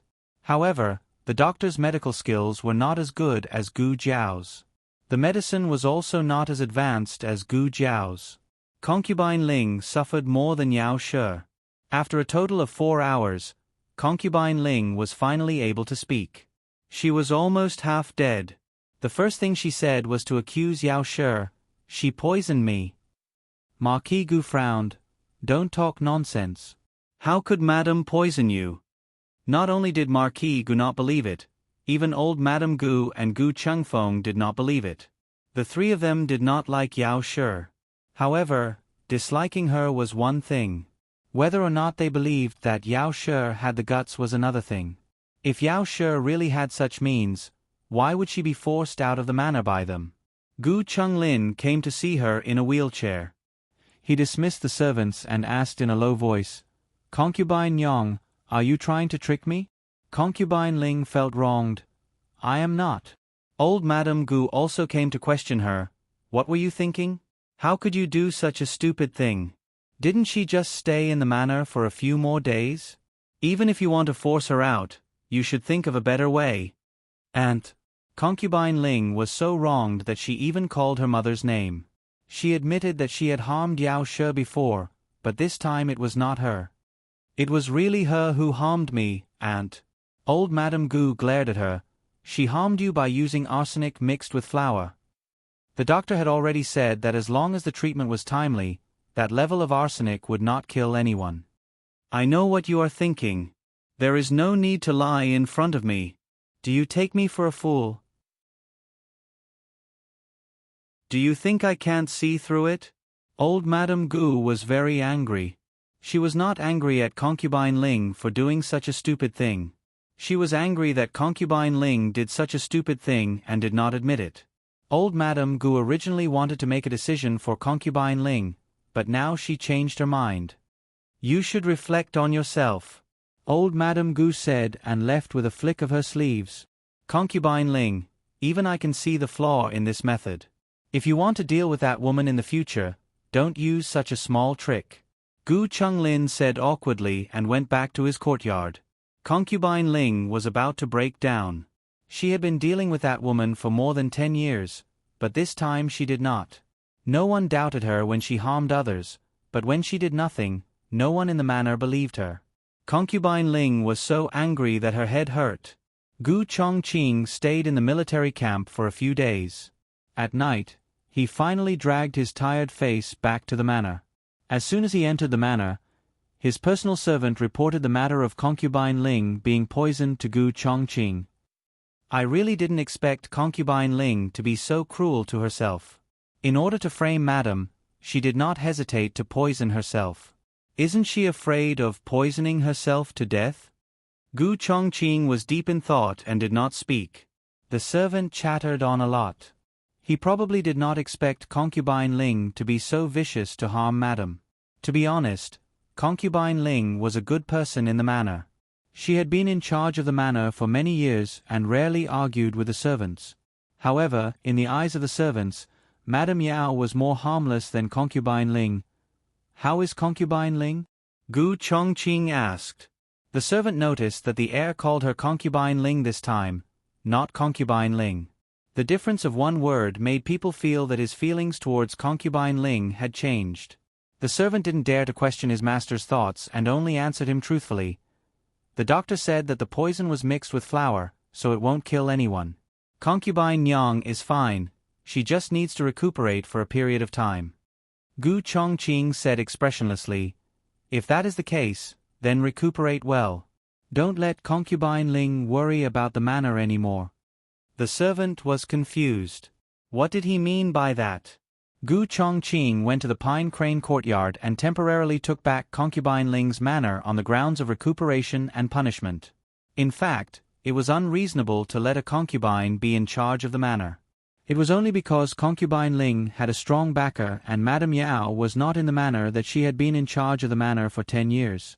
Old Madame Gu was still brooding over Concubine Ling's lies. She wanted to punish Concubine Ling, so she nodded and agreed. Therefore, after being poisoned and wronged by the whole manor, Concubine Ling lost her right to the manor's manor. After the opening of the medical center, it snowed for 3 days. Many streets in the capital were frozen. It was difficult for carriages to drive and pedestrians to walk. Little Jing Kong fell down as soon as he came out of the house. Oh, it was not his fault. The ground was too slippery. He tried to get up but could not, so he gave up. He just lay on the ground and stuck out his little tongue. Something was wrong with the spitting. His tongue was stuck. When Gu Jiao came out of the kitchen, she saw a cute little figure lying on the ground in the front yard through the hall. Gu Jiao walked over strangely. It's cold on the ground. Get up. Little Jing Kong. Oh, I can't get up. Gu Jiao squatted down and found that the little guy's tongue was stuck on the ice on the ground. Gu Jiao, how did you make yourself like this? Little Jing Kong felt that he was going to die from embarrassment. Jiao Jiao had actually seen his embarrassing appearance, which seriously affected his heroic and handsome image. He tried to pull his tongue out. Gu Jiao said, "Don't move." Pulling it out by force would hurt his tongue, so Gu Jiao went to the kitchen to get warm water. Before she finished, Xiao Lulang came out of the study. He saw the little guy on the ground and squatted down to look at the little guy's embarrassment. Little Jing Kong went crazy. Bad brother-in-law, you're not allowed to look. Soon, Gu Yen and Gu Xiaoshun came out too. The two of them also came over to look. Gu Yen was laughing so hard. Gu Xiaoshun usually didn't laugh unless she couldn't hold it in. Like now. Little Jing Kong was so angry. Bad guy, bad guy, bad guy, all adults are bad guys. After what seemed like a century, little Jing Kong finally got warm water from Gu Jiao to save his tongue. His tongue was numb and he couldn't feel it. Gu Jiao picked him up. He was ashamed and indignant. He felt that he had no face left. He covered his face with his small hand and plunged into Gu Jiao's arms, turning the back of his head to the others. Little Jing Kong always ate alone in the house. He didn't eat with these bad adults who laughed at him. This was the first time the little guy threw a tantrum. Although it was a little heartless to say this, the little guy looked so cute when he was upset. It's time to go to school. Xiao Lulang held back his laughter and came over to call him. Little Jing Kong pulled the quilt and buried his little head in it. I'm not going to school with you. I want to go to school with Jiao Jiao. Digression: when I woke up in the morning, I realized that Jiao Jiao was no longer on the new book list. It turned out that it had been on the shelves for 30 days. Time really flew by. Do you still have the monthly votes? If you do, please support Jiao Jiao. I hope that more readers can see Jiao Jiao. Thank you, everyone. Bao. The latest chapter of this book is not finished yet. For more exciting content, please scan the QR code below to download the app. Novels are updated faster. Millions of novels are free to read. Novels with content that can't be found on the internet can be found here. https://www.zhbqg.com/896428226/114628290. HTML Genius remembered the website address in 1 second. www.zhbqg.com Biku Gu mobile reading website, zhbqg.com.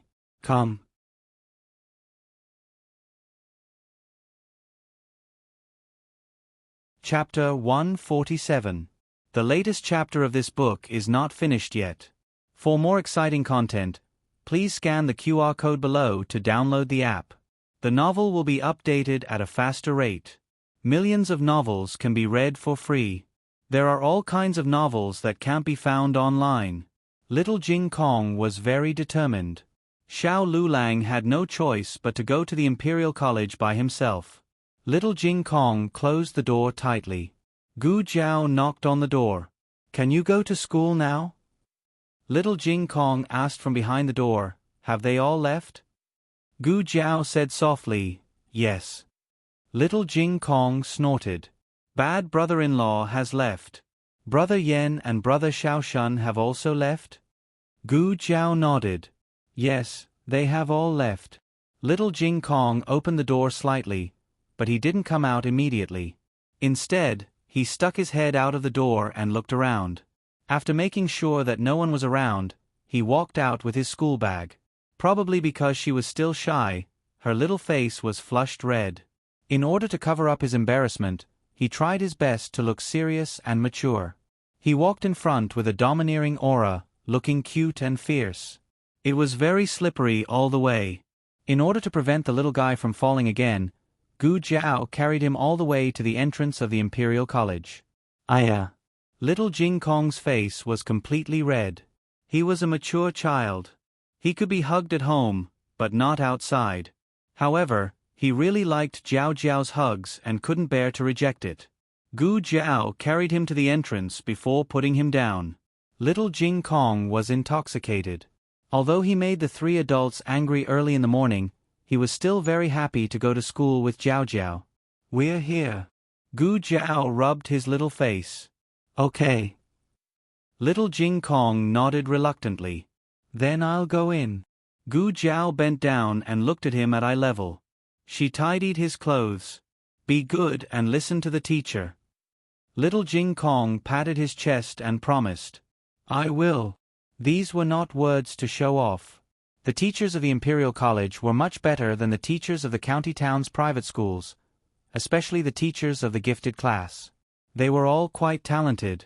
Indeed, Most of the content they taught was new knowledge that little Jing Kong had not learned before. Little Jing Kong learned it quite seriously. Go in. Gu Jiao patted him on the shoulder. Jiao Jiao, goodbye. Little Jing Kong waved at Gu Jiao. Gu Jiao watched him enter the Imperial College with a smile. He was the youngest student in the entire Imperial College. If not for the Imperial College uniform, no one would dare to believe that he was a student of the prodigy class. Gu Jiao didn't turn around and leave until she couldn't see him anymore. The Imperial College was divided into two large areas. The main area was the Imperial College's 6 halls, while the auxiliary area was the Imperial College's elementary school.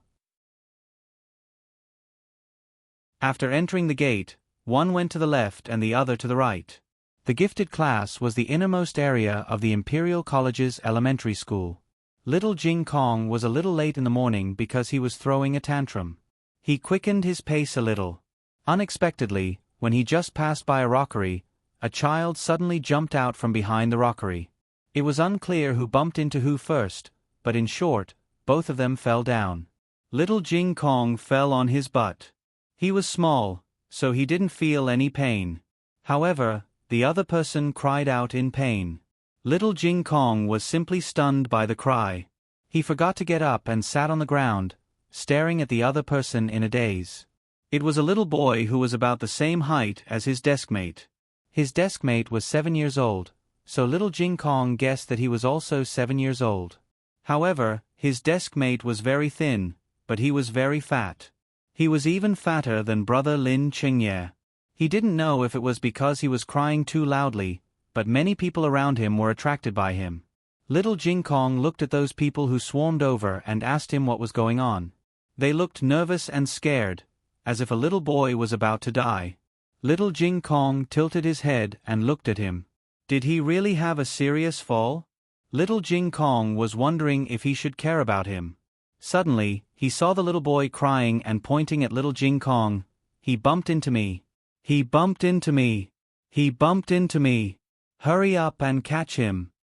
The group of people surrounding the little boy looked at little Jing Kong. One of the older men. Well, little Jing Kong didn't think he was a man, but he was obviously not a woman. He was quite confused. He smiled and said to little Jing Kong in a pleasant manner, "Did you bump into my little master?"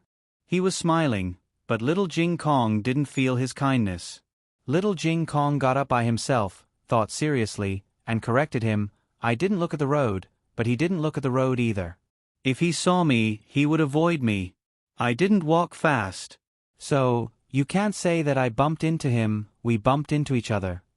The older man smiled faintly. Then it was you who bumped into my family's young master. Don't be afraid, my family's young master is not an unreasonable person.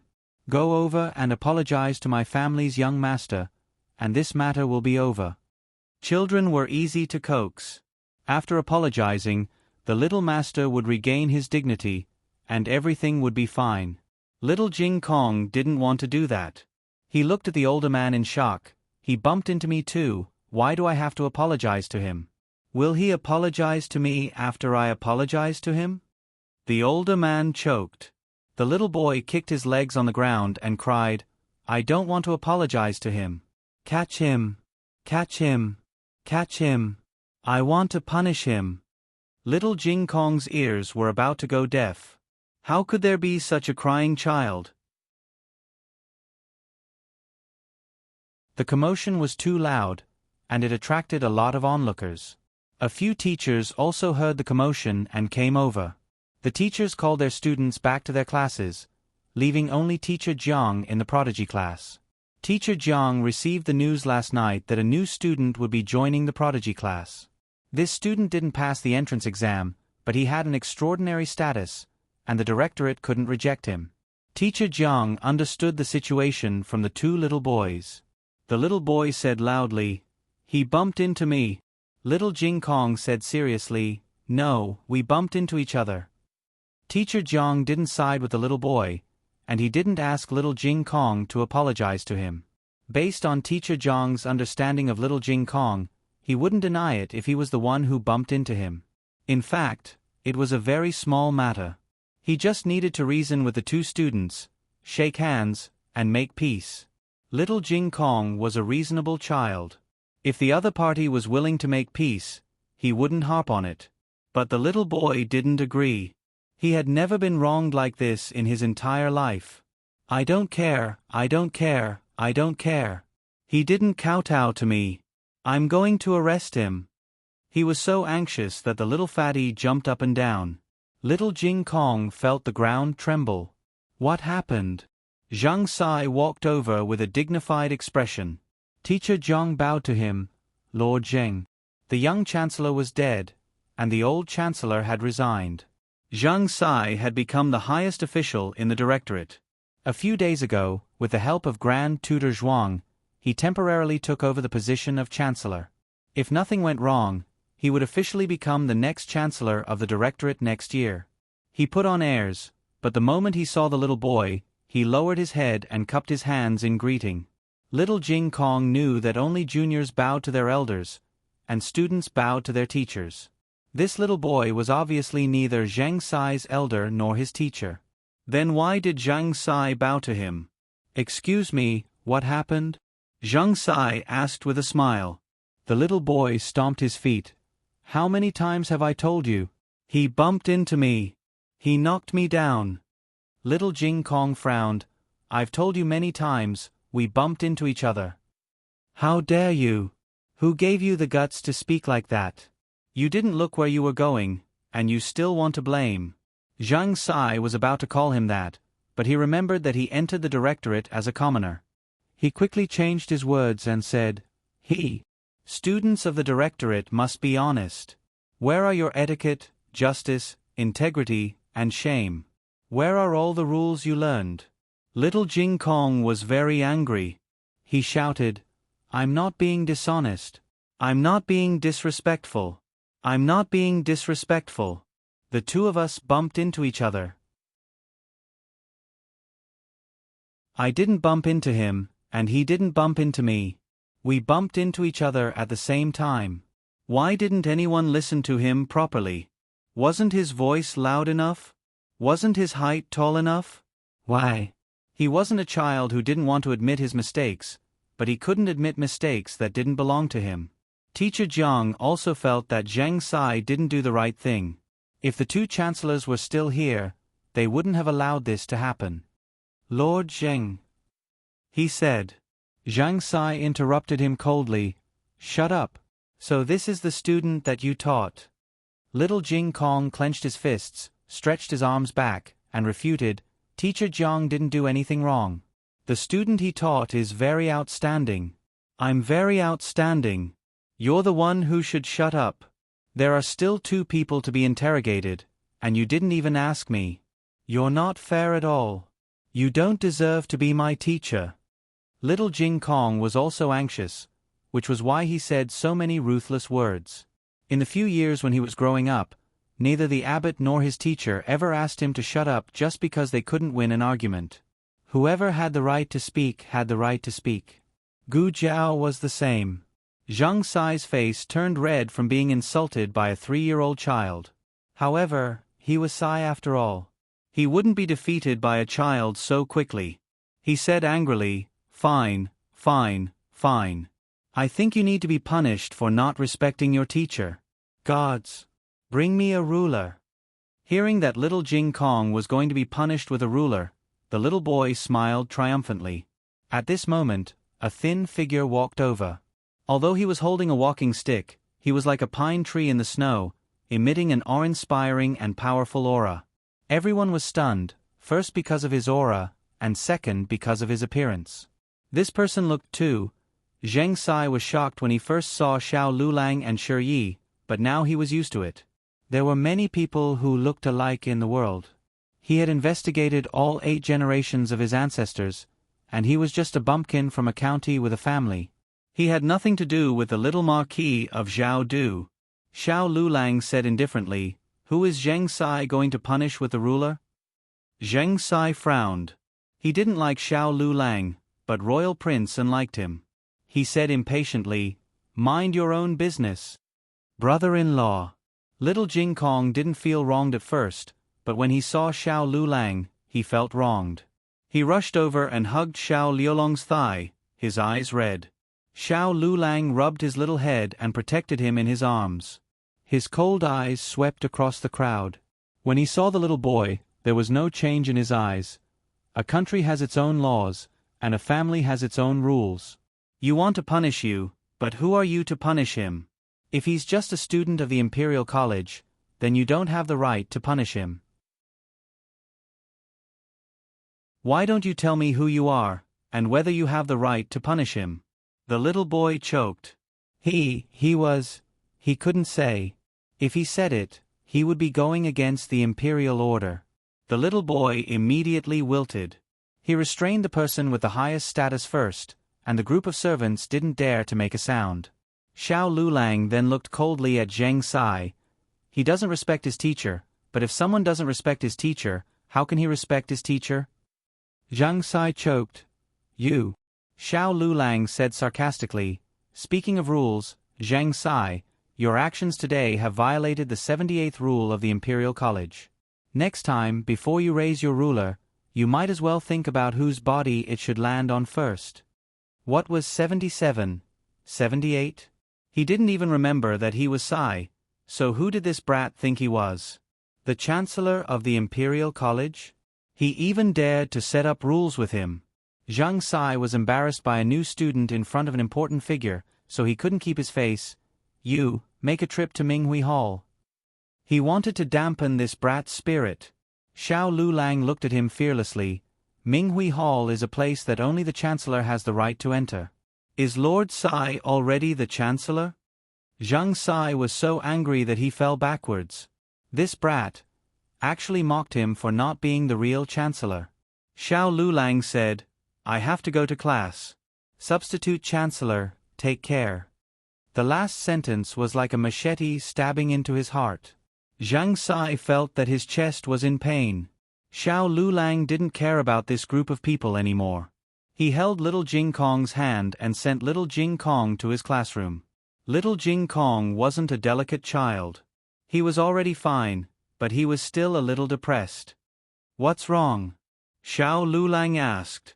Little Jing Kong raised his head and asked seriously, why didn't they listen to me properly? Am I too young and they can't hear me? Xiao Lulang didn't deliberately create a beautiful world. He said, it's not that you're young, it's that you're not standing high enough. Little Jing Kong thought for a moment. He was indeed standing on a relatively low-level ground just now. He said, then next time I'll step on a stool when I speak. Xiao Lulang didn't explain that this was not the case. He patted the little guy's shoulder and said, go in. Little Jing Kong hesitated. He took out a small stone from his pocket and muttered, my little stone said that it doesn't want to go to class today. Xiao Lulang heartlessly confiscated the stone. If it doesn't want to go, you go. Little Jing Kong, who failed to play truant, was speechless. The latest chapter of this book isn't finished yet. For more exciting content, please scan the QR code below to download the app. Novels are updated faster and more complete. Millions of novels are free to read. Novels with content that can't be found on the internet are all available here. https://www.zhbqg.com/89642_89642826445 HTML Genius memorized this website's address in 1 second. www.zhbqg.com Biku Gu mobile reading website, zhbqg.com. You're tuning in to the Narrate and Escape YouTube channel. Don't forget to subscribe and join us on this journey to catch the most captivating stories.